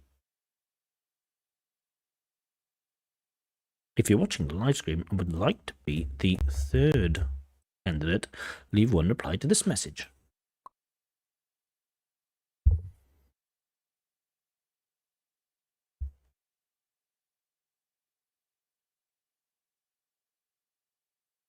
Quite a few more people joined the Telegram channel.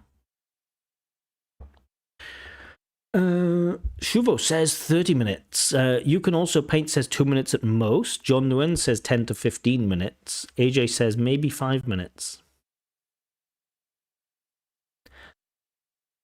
Some essays are headache essays, and sometimes it takes a while to read through them to try to make sense of them. I would say an experienced examiner spends no more than 90 seconds reading your work. Because you like, if you're a teacher, you have to spend more time reading it because you know you have to give feedback on it. When you don't have to give feedback and you only need to give the score, I could do it. I could do it in 30 seconds. I could evaluate and give a score in 30 seconds. I think I could do it in 30 seconds. Also, another thing to keep in mind, IELTS examiners are not paid for the time that they work. IELTS examiners in the writing are paid for the number of writing tasks that they check. And so nobody checks how fast they do it. So let's say, for example, let's put a nice figure. Let's say you get paid $1 per writing thing that you check. If you can do 10 in an hour, then you can get paid $10 per hour. You can do 60 in an hour, you can get paid $60 in an hour. So there is a financial incentive for examiners to mark them as quickly as possible. This is one reason why I say don't write too many words, because the examiner will hate you. They will think like, oh my God, just write 250 words. Why do I have to write 500 of your words? Your time is money. I'm trying to think of analogous things that I mark. Yeah, 30 seconds, maybe a minute. I wouldn't need more than a minute to check an IELTS essay just to give it a mark. If I want to explain why, and if I want to make a feedback video on it, then it's going to take 30 minutes. But if I just want to give a mark, yeah, 60 seconds. I know, AJ, I know. Yeah, but, you know, the important thing is that the marking is accurate, right? And as long as it's accurate, it's fine. Doesn't really matter how long it takes. I can give an accurate mark in 30 seconds, 30 to 60 seconds, yeah, absolutely. I know if you've answered the question. I know what grammar mistakes are there. I know if the vocab is appropriate or if it's forced or if it's weird. I can see the cohesion. I can see the paragraphing. Yeah, really, really fast. Yeah, Amos, I can do it in 30 seconds. I wouldn't need more than 60 seconds. For a complicated essay, maybe I would take up to 90 seconds. Omid says, how to approach unfamiliar topic in part 2. I don't know who you think I am, Omid. I'm not the guru that's here to tell you lies. We already have Chris Pell and IELTS Advantage. If we want a fake guru to tell us lies, we go there, or we go to Fast Track IELTS, who makes 16 videos a week talking about what's changing in IELTS reading in 2026. Yeah, nothing's changing. You just get clicks on your views when you make that title. I see you. Anyway, let's see who our next candidate is going to be. Oh, we don't have too many responses to this. Just wait a little bit more. We only have 6 responses. Don't know how many viewers are. I don't know how many viewers we have right now. Who knows? No other people want to be candidates for the next speaking?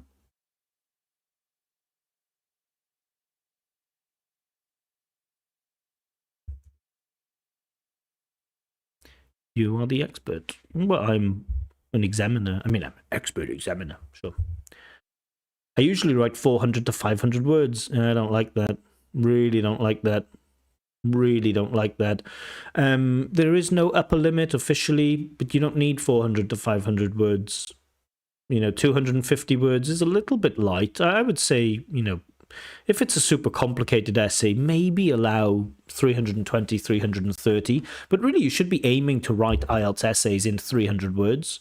Don't need more. Do you help students reviewing IELTS essays? I mean, do you check my channel? Have you seen that I have hundreds of videos giving feedback on people's writing? John Nguyen, here we go. I'm not a hater, but... Love that. I'm not a hater, but... Let's see what's coming next. Haven't read the rest of the comment, but let's get there. I'm not a hater, but as an experienced IELTS candidate, I find what Fast Track and IELTS ads say... Bull S. Let's understand what those places are, right? They are places that have a product that they want to sell. And that's what they are.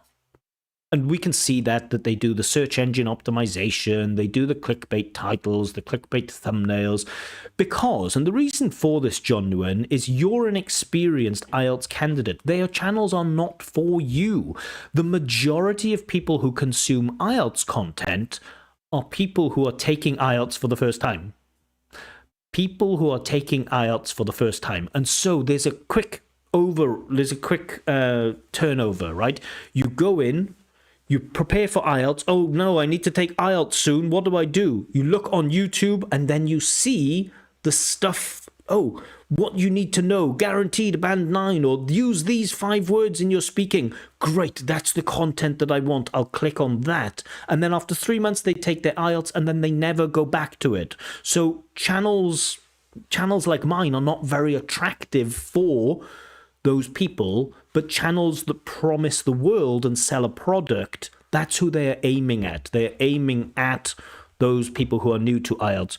Koo7866 says, Glyn, do you work as an IELTS examiner? This answer might surprise you. I do mention this in pretty much every one of my live streams. No, I don't work as an IELTS examiner. I work as an English examiner, but I don't work on the IELTS test. So I work on a number of different tests, including quality assurance work. I don't know how much I can say about my work with IELTS, but let's say I have done some work with one of the organizations that delivers IELTS, and I do have a lot of insights into the training that examiners have. I do work with a lot of IELTS examiners, so a lot of IELTS examiners work on the same exams that I work on, but if IELTS examiners are not allowed to speak about IELTS too much on this stuff, and I was offered a job of being an IELTS examiner, but the NDA, I was told that if I work as an IELTS examiner, when I'm teaching my students, I'm not allowed to tell my students, okay, your speaking is band 7, your speaking is band 6.5, your speaking is band 8.5. If I'm an IELTS examiner, I need to sign a document that says I won't do that. And I didn't want to do that. Even though everybody says, oh, it's fine, it's nonsense, you just sign it and it will be okay. I didn't want to do that. Shuvo says, I'm new here. How can I send my essay for reviewing? Shuvo, you have to find that out, right? You can't go onto someone's live stream and say, tell me how to do this now. This isn't all about you, Shuvo. Part of it is about you. Check out my website. Check out the links in the description. You need to do that research. And this, again, when candidates can't be active, when candidates can't do things for themselves, when candidates need to ask the YouTuber, how do I do this? How do I do this? It shows that you're not really a very proactive person. You're just looking for someone to hold your hand and walk you through things. Check out the links in the description. You might find out how you can send your essay for reviewing. Jasulbek says, have you ever thought how many words you know in English? There are websites that do this. Band 9 knows 28,000 words. No, much fewer. I think probably a band 9 maybe only needs to know, and it's really, really tough. I would say about 12,000 is enough. 28,000 people, L1 users. I mean, and again, words, English is not that type of language where it's about words, right? Because if it's the word carry, but okay, carry on is different to carry out, which is this different to other phrasal verbs with carry or other phrases. So the number of words you know, it's such a weird thing to think about. You know, lexical items, that's much better than simply words. Okay. Let's go back into that chat to see if there's anyone else. No other people. Okay, so let's pick one more candidate. Let's go to the random number generator. Only 6 people this time, so you have a much higher chance of being selected. And it is number 6, which is Kind Sue. Congrats, finally, after all of this time, Kin Sue or Kind Sue, after all of this time, you finally got your speaking test. Amazing. I hope your internet connection is okay, because if I remember correctly, in our Speaking Buddy Zoom call, you had maybe a few problems with your internet, but... Oh, and Predator's just written to say me. Too late. Sorry, bro. Or broette. So I've written to Kind Sue, who's been patiently waiting. John Nguyen says, just so sorry for saying, but sometimes the range of words that you are aware of may not be that important. Yeah, context appropriacy of vocab is important. And also there's a big difference between, you know, actively knowing a word and it being part of your communicative repertoire and passively being aware of a word. And sometimes when we passively know a word, we only really passively understand that word when it's in a very obvious context, and if it's out of an obvious context, then we have more doubts about that word. So there are even really tricky things of like whether you know a word. Serendipity. Does anyone know the word serendipity? I know it, and I think it's something about like a weird coincidence. Is that what serendipity means? I think that's what it means, but I'm not sure. But if I saw it in the right context, I would know it, right? And there are lots of words like that I think I know, but I'm not sure. Like ambivalent was one that I was confused about. Ambivalent I thought meant the same as like indifferent, means you don't care. But no, ambivalent, you know, ambi meaning two. Ambivalent means you have mixed feelings about something, not that you're indifferent. So conscientious is another one. I've spoken to a lot of teachers who said, like, did you know that conscientious means like when you're really detailed and thorough about things? I thought it meant that you are like compassionate and caring and empathetic. A lot of people think that's what conscientious means. So tricky. In Asia, it's around 1:30 a.m. Not many people are approaching. Yeah, I know, but, you know, unfortunately, Omid, and many people kind of need to understand this, is that I choose my streaming schedule around the time that's convenient for me, and sometimes that means there'll be people in the world for whom this time is not very convenient. So that's, not good. Oh, Kainsu's in the Zoom chat. Finally. Don't know if it's kind or kind. Let's find out. I hope his internet connection is okay, because I do remember before I had some speaking buddy Zoom thing. I think there were some problems. Hello. Yeah, not many people are uploading. Yeah, I know. Okay, hello. Hi, I can hear myself in the background, so can you mute the YouTube? Sure. Okay. Yeah. Awesome. Around the time that's convenient. Awesome. Can you hear me okay? Yeah, sure. I can't see you. Okay, let me. I hope is it visible now? Or no? Yeah. So you wrote to my Gmail about a year ago, right? Was No, that you or sorry, was that someone else? Maybe someone else. I'm not. I didn't write anything for you. Because somebody from Ethiopia wrote to me on Gmail about a year ago. I thought it may have been you. You said you're from Ethiopia, is that right? Yeah, sure. I'm from Ethiopia. Cool. How is Ethiopia? Is it a nice place to? Is it a nice place to live? Yeah, it is nice. So nice. Should I put the lighting here? I don't know. It is not visible. It's Okay. up to you. I hope That's it's better, better. no? Yeah, it's more visible. Yeah. So, Thank how long have you been watching my channel for? Maybe 6 to 4 months Okay, around. quite a long time. Do you have any favorite candidates on the channel? Do you remember watching any speaking performance and thinking like, "Wow, that candidate is strong"? Yeah, I forgot her name, but one girl from Study Valley, she has a really good English and she's really perfect. I admire her.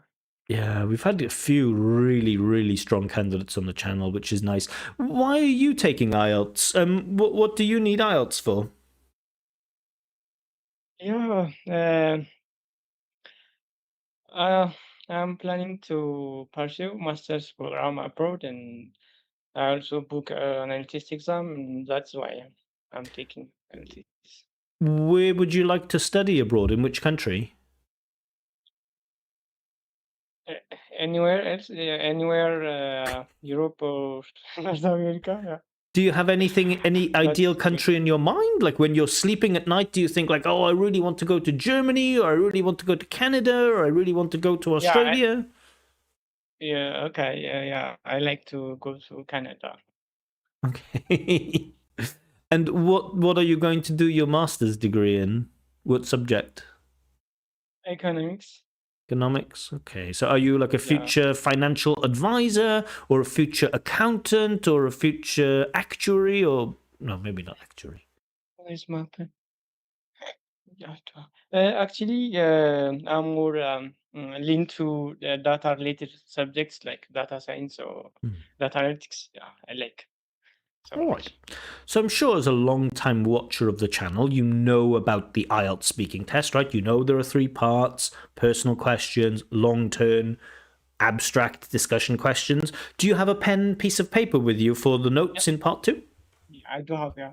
Amazing. Yeah. Okay. Do you have any questions before we start our test? No, I don't have. I'm writing.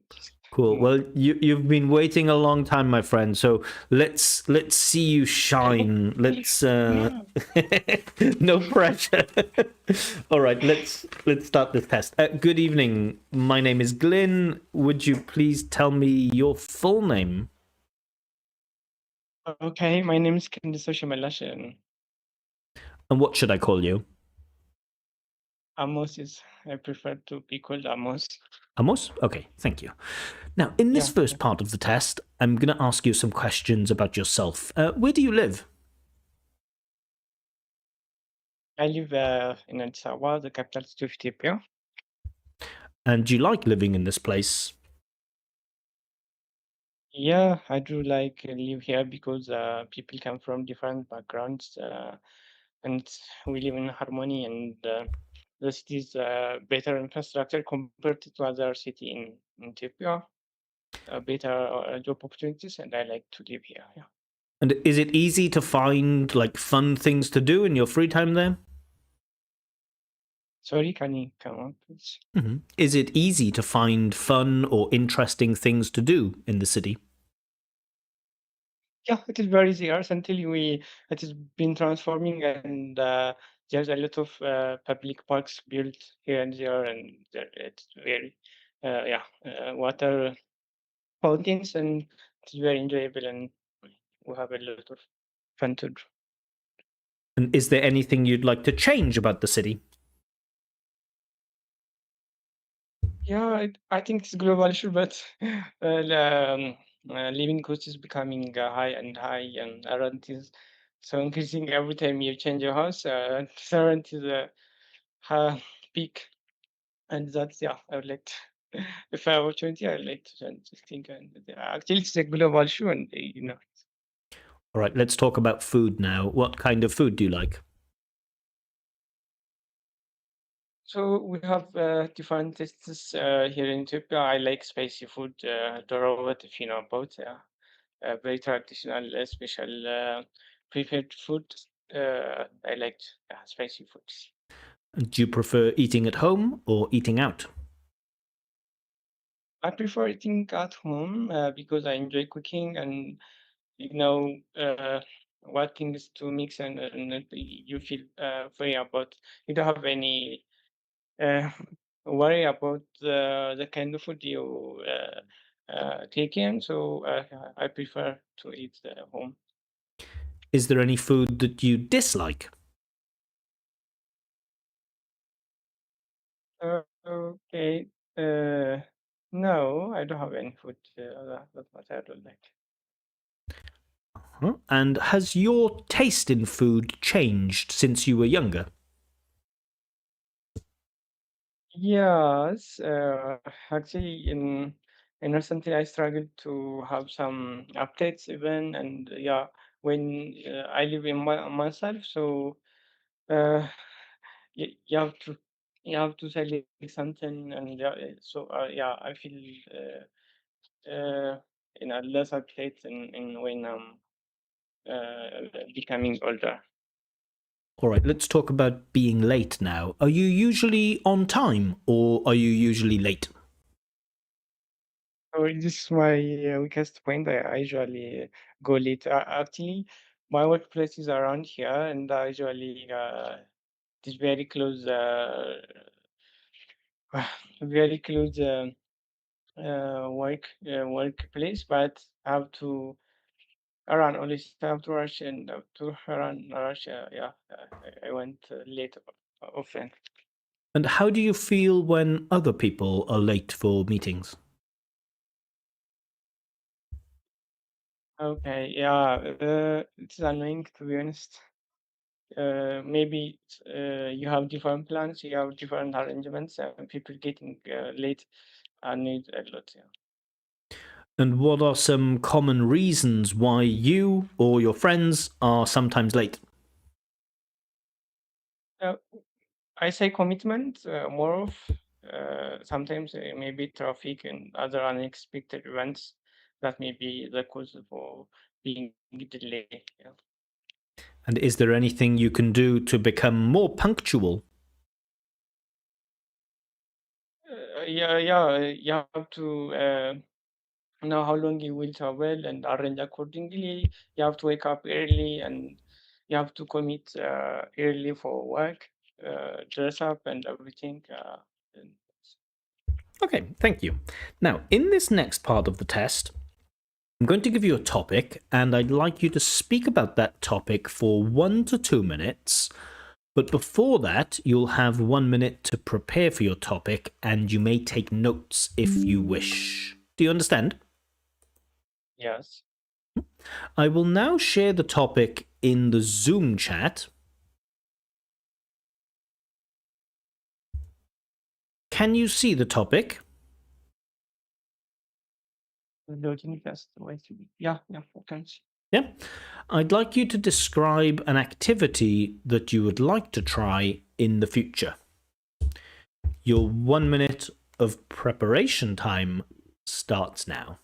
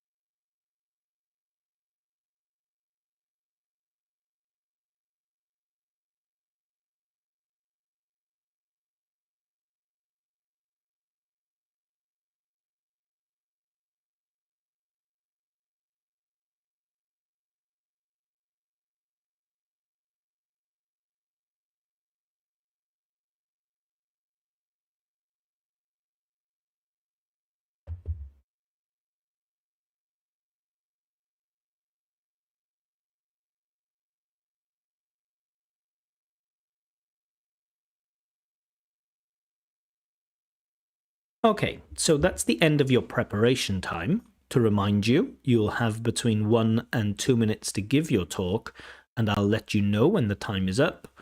Can you start speaking now, please? Okay. Yeah, my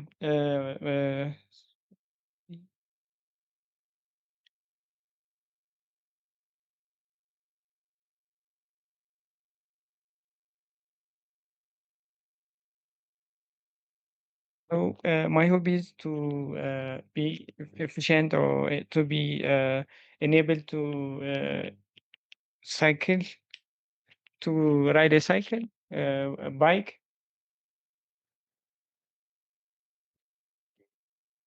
So it is my young age hobby, and I often wish to try, but I never tried before. But it has a special meaning, a special feeling for me to have the ability to ride a bike. So cycling is my wish, my hobby to do in the future. As I said, I have a special desire to master the skills, and and so I would like to practice either by purchasing a bike or going for a rent. They are just a rent around our city. So you went there and try for a small amount of money. It is actually affordable. So I would like to try in the near future, and that's my hobby. Okay, thank you. So you've been talking about this new activity, cycling, that you'd like to try in the future. Let's talk a little more now about trying new activities. Why do people like trying new hobbies or new activities? So people may want to try new hobby because they are interested in participating in that activity, or they find it funny or enjoyable. So they may want to change or acquire new hobbies, or maybe friend suggestions, or from an online events, or so they try to change or become new hobbies. And what might stop somebody from trying a new hobby? Accessibility is for me, accessibility is a big concern. They may not be accessible there financially, or other means. For example, time. Uh, so accessibility is a big issue, and maybe the level of danger it faces in trying that activity. That's also another big concern. Uh, to try not to try a new hobby or challenge. And do you think it's more common for young people or old people to try new activities? For me, young people are more exposed to different social medias or online or other platforms, so that exposure may leads or drive there to try something new, or there might be the curiosity to try new thing. As younger people, they may have high curiosity to try a new thing, and so young people have a higher, in my opinion, young people have higher curiosity and for new hobbies. Mhm. Now let's talk a little about self-development. Do you think hobbies can help us to develop or to grow as people? Definitely, it helps to grow people's. When you have a new hobby or a hobby, you may want to master that hobby, so you try to develop required skills or competencies to master and to be efficient in that hobby. So definitely help to try new hobbies. And why is self-development so important for people? Why do people want to continue to develop and grow? It is a natural desire or natural habit to want something new, and also to become what they wanted to become, to achieve their goals, or to achieve their goals, they need to improve themselves to be in a better situations. So you have to be in self development. And what kind of problems can happen if a person is too ambitious about self-development? So the problem I can see is they may be less happy because they always want to improve themselves. They are to improve in huge amount, so in huge level. So they become less happy, and they are obsessed with change or self development instead of the goal. They may be lonely, and maybe less communication skills, less conversations with people. So Okay. that is the impact. Thank you. That is the end of the test. All right, so congratulations on surviving. The first question I want to ask you is, how are you feeling, first of all? You seemed a little bit nervous. Yeah, it is too hot actually for the lighting is bad, so I need to I need to okay turn on another light, and I'm so hot.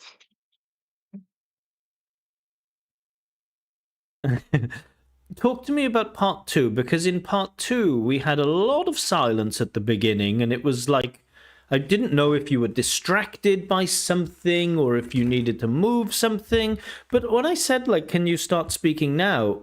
You didn't speak, and I don't know what happened. So talk to me. What happened?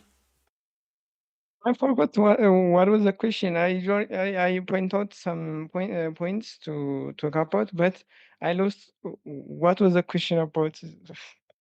You didn't see it on the I have screen? to. I saw that I already closed on my PC, and I have to already pinpoint some Why didn't you just supporting keep it ideas. open on So the PC? I don't know, I accidentally closed. Actually, the lighting also disturbing me. I have to move to see the question. I have to move my phone, the light here and there. That also disturb me. Okay. How did you feel about the topics that you had? So I asked you to speak about the place where you're from, and then you had to speak a little bit about food and being late. Part two, you had to talk about a new hobby or activity you'd like to try. And then we spoke a little bit about, trying new activities in general and people and their self-development. Were those topics for you quite difficult, quite easy? Did you understand all of the questions? I understand the question, but I was impeded. So I don't know what I have to say, except the first part. I think the first part was easy for me. Uh, I sleep in the second, then the last question. So I'm going to ask people in the chat. I don't think we have many viewers anymore. I think we are down to 12. So there aren't that many people here. But I will ask people, if you're watching in the chat, what score would you give?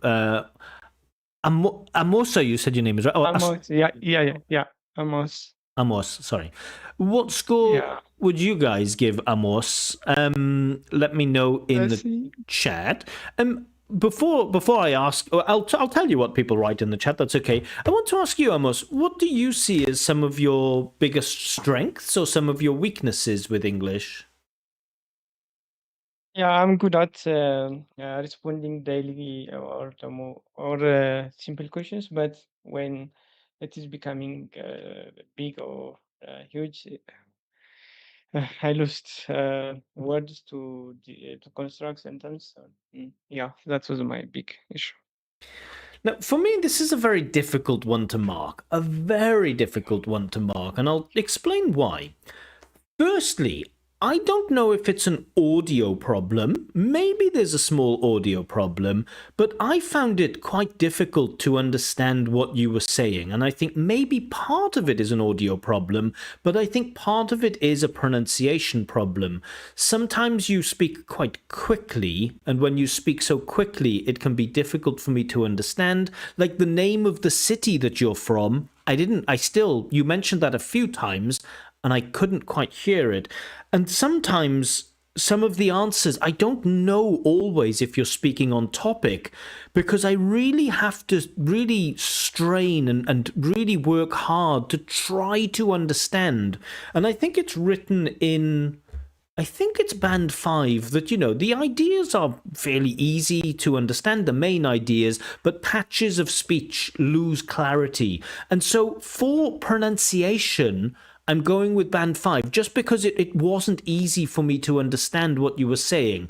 Now, in the real test, if you're face to face, maybe an examiner might find it easier to understand. Now, of course, this gives you a fairly low score for pronunciation. It gives you a score of 5 for pronunciation. But the problem with that is that it's difficult for me to assess your grammar and vocabulary at times, because I don't always know exactly what you're saying. I tried to pick out some bits of grammar and vocab. You used some nice bits of language, like the required skills and things like this. You talked about young people who are exposed to social media. So I think you really do have, like, your vocabulary. You do have a lot of skilled vocabulary. Some small mistakes, like you said dress up instead of get dressed. Like you dress up for a wedding or for a first date or something, but in the morning you usually just get dressed. So not dress up. So there were some minor problems with vocab, but small ones. But the problem was with the pronunciation, and so I'm going with 6 for vocab. But I think you probably have enough skill. If we were just like looking at your brain and the vocab that you know, you'd probably get a higher mark. I think you have enough vocabulary range for at least a 7. It's just because of the pronunciation, I find it difficult to follow and I can't award a higher mark. But you do have good vocab. In terms of grammar, some decent bits, like enjoy cooking, you know how to use your gerunds, things like this. You talked about doing something like buying a bike, either by purchasing a bike or by blah, blah, blah, blah, blah. That was really, really good. So there are bits of grammar that are good, and then you also say like it help us instead of it helps us. So you have some mistakes with quite basic grammar. But again, the problem for me is because I don't understand everything that you're saying, it's really, really difficult to award a mark for grammar. So I would probably, maybe there's enough skill in there for a 6. I don't think there's enough range and enough accuracy for a higher mark, but I think maybe just about enough for a 6. Probably, yeah, I think you're higher than 5. Now, fluency and coherence is also a really difficult one because I feel like your answers in part 3, your ideas were great. I thought you responded to them really well. Again, because of pronunciation, it wasn't always easy to follow all of your ideas. But you were talking about like why people want to why they want to develop, and you said like, oh, it's a natural desire, and I love answers like that. It shows, you're a smart guy. You don't have it seems to me that you don't have problems generating ideas. I would just love to see you slowing down a little bit, trying to speak more deliberately, trying not to rush. I don't know, maybe in your first language, maybe people speak this language really, really quickly. But when we're speaking a second language, sometimes in the chat, AJ says sometimes like a mumbling, and sometimes it feels a little bit like things are just not clear. So I would love to see you slow down and focus on the clarity of your speech. Part 2 was a bit of a disaster. With fluency and coherence because you weren't very informative and it wasn't very organized. And I think it's possible that you might get a score of 5 for that, maybe for 6 because your part 3 was a bit stronger. So overall, I would give you 5.5. But if we compare you with like the previous candidate, Sasha, and I know we don't want to compare candidates, I think you have more potential right now. I think you do have in your brain, you do have like a lot of English. I think you're a comfortable English speaker. But like I say, the thing that you really have to work on, and watch this video back, right? You can watch yourself back in the live stream and just think about how clear your speech is. And notice now, I'm not speaking very quickly. I'm speaking quite slowly. But I'm trying to make sure that you and all of the other viewers, they understand my speech. I'm still using quite good rhythm, but I'm trying to speak in a way that's clear. And that's the thing that I think you need to work on. If I would say right now you have the potential to get a 6.5. I don't think you'll get a 7. I think you have the potential to get a 6.5. But if your speech on test day is also really unclear like this, then 5.5 is probably a closer thing. So yeah, I think, a little bit of work, you get a 6 quite easy, maybe 6.5. But if you can't control that clarity, how clear your speech is, probably it's going to be 5.5. But I don't know. What are your thoughts on my feedback? Do you think my feedback is fair? Do you think I'm wrong? Do you think I'm an idiot? No, that's totally right. I know myself. I was struggling and I was it is also my problem in native language. I usually people speak up, please speak up. They always say to me this, so I understand. That's a fair point. Yeah, not just about speak up, but slow down a little bit. Try to pronounce the sounds a bit more clearly. Do you have a lot of practice with English? Like, do you have opportunities to use your English with, like, probably if you speak with people in your own country, they might understand you. But I think it would be really useful for you if you can speak English to an international group of people, because then you will understand very quickly what they understand and what they don't understand. Do you have any opportunities to use English like as a conversational language?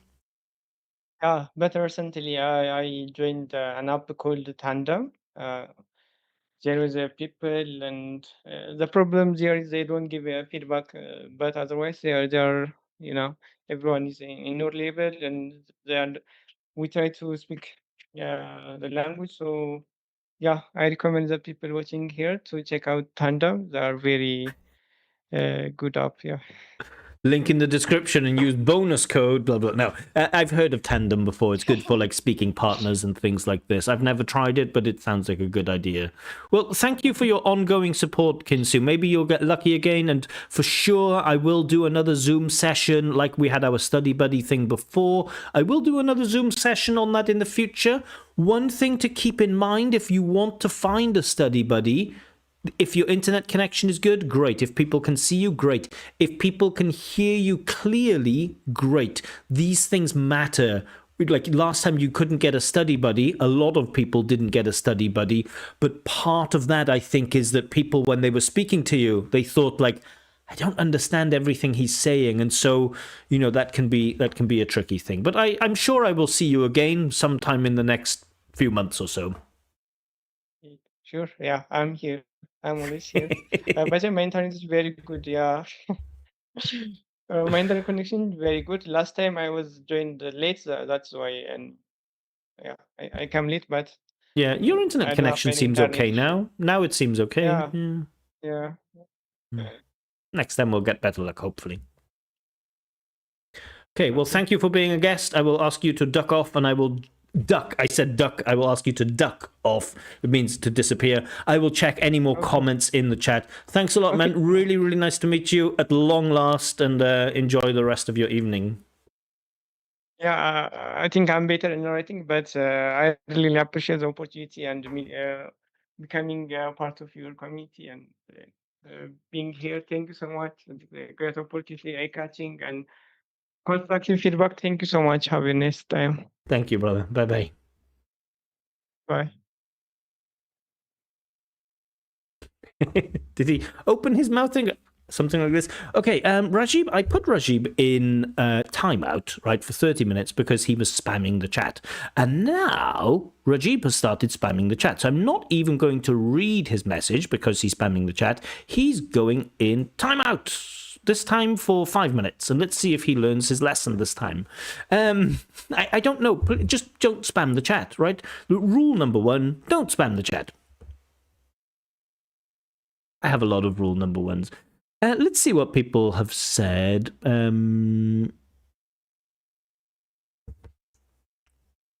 Let's see. AJ says that it's 1 a.m. and he watches Glyn's live video and recording. Cool, nice. I'm glad it's helpful for you, AJ.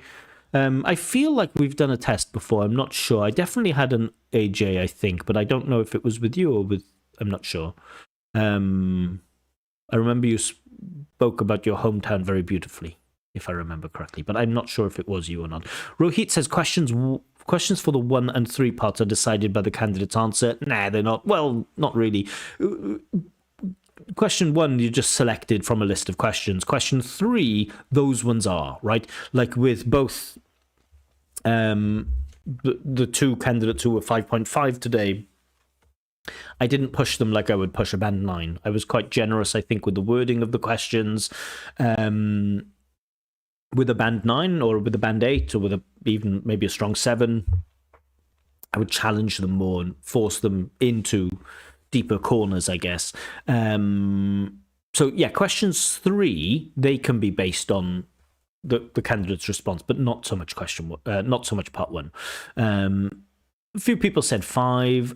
Jesus says I'd award a 6. I can see a justification for a 6. For me, that pronunciation, I just can't say that I can understand him with a degree of comfort. I can't understand him with a degree of comfort. There is noticeable strain on the part of the listener, and so that reduces pronunciation to a 5. So even if we get like 6665, then it's going to be a 5.5. You may see justification for a 7 in the vocab if you're super generous, and so you may go with a 6675, which would balance out to a 6. I don't see that pronunciation as higher than a 5, and so for me, yeah, 5.5 is normal. A few people said 5.5. Sometimes like a mumbling. Yeah, a lot of it feels like mumbling and rushing, like it feels like a little bit panicky in his speech. But I do think his ideas, even though they were difficult to work out because of the pronunciation, I thought his ideas were really good. I appreciate his efforts. Yeah, he seems like a really lovely guy. Let's end the live with one more candidate, says Saddam. Are you kidding? How long have I been going? 3 hours? You want me to keep going? You need stronger deterrence, Glyn. Deterrence for what? I missed. Sometimes people write in the chat and it's a direct response to something that I say, and then I read the comment and it's like, no idea what that's about. I'm really sorry about that. Jesus, I can't do this Saturday, but I haven't forgotten that we are going to do a stream together. I haven't forgotten. Trust me, I haven't forgotten.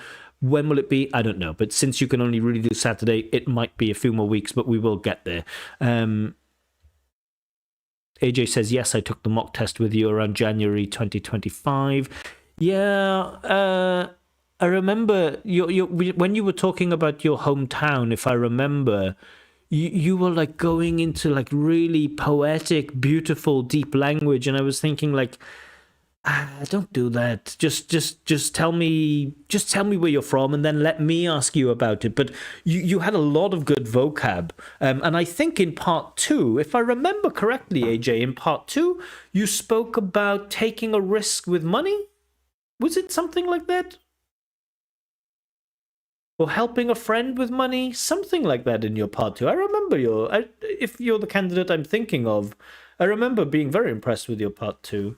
Even though it was a long time ago, I remember you.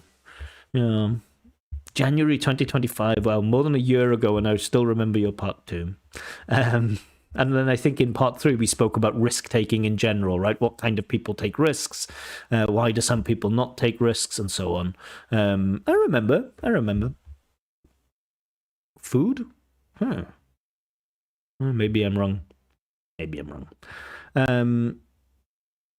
AJ says my exam is in April, so if I get a chance, I will try to take a gain mock test in an upcoming live video. Yeah, I will. I mean, maybe I think I should try to do them a little bit earlier so that those candidates in India, Bangladesh, Pakistan, where IELTS is quite popular, so they have an opportunity. If I remember, AJ, I think you said you were from India, but I hope I haven't got that wrong.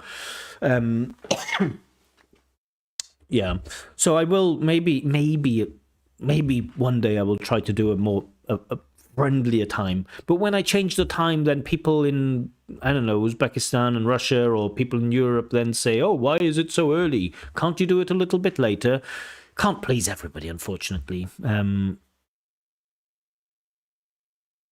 Arthur Roy says HLW. I don't know what that means. Maybe it's an internet thing. For spammers, you need stronger deterrence for spammers, says Jesus. Yes. I could, yeah, maybe I'm not big enough to have a mod. Maybe when I have more people and there are more spammers, maybe then I will need a mod. Thank you to Jella in Albania who sends her love. Thank you very much. She notices when I scratch. And also Partharoy says, I am also feel afraid. Yeah, no verb to be there. I also feel afraid, not I am also feel afraid. So tricky. I'm from Bangladesh. Cool. It's very late in Bangladesh. No, you're at like, what time is it there? 1 a.m.? Something like that.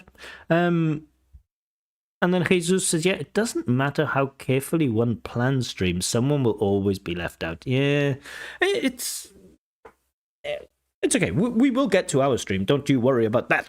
We will get to our stream. I'm really looking forward to it. I love talking about pronunciation. I did one before, but I have an idea about doing a speaking test and doing feedback only on pronunciation. But I don't think it would be very enjoyable for many people to watch. But I really, really do love analyzing pronunciation. For me, it would be, that would be an amazing experiment to have one candidate and 4 examiners, and one examiner does grammar, one examiner does vocab, one examiner does fluency and coherence, and one examiner gives a mark for pronunciation. How amazing would that be?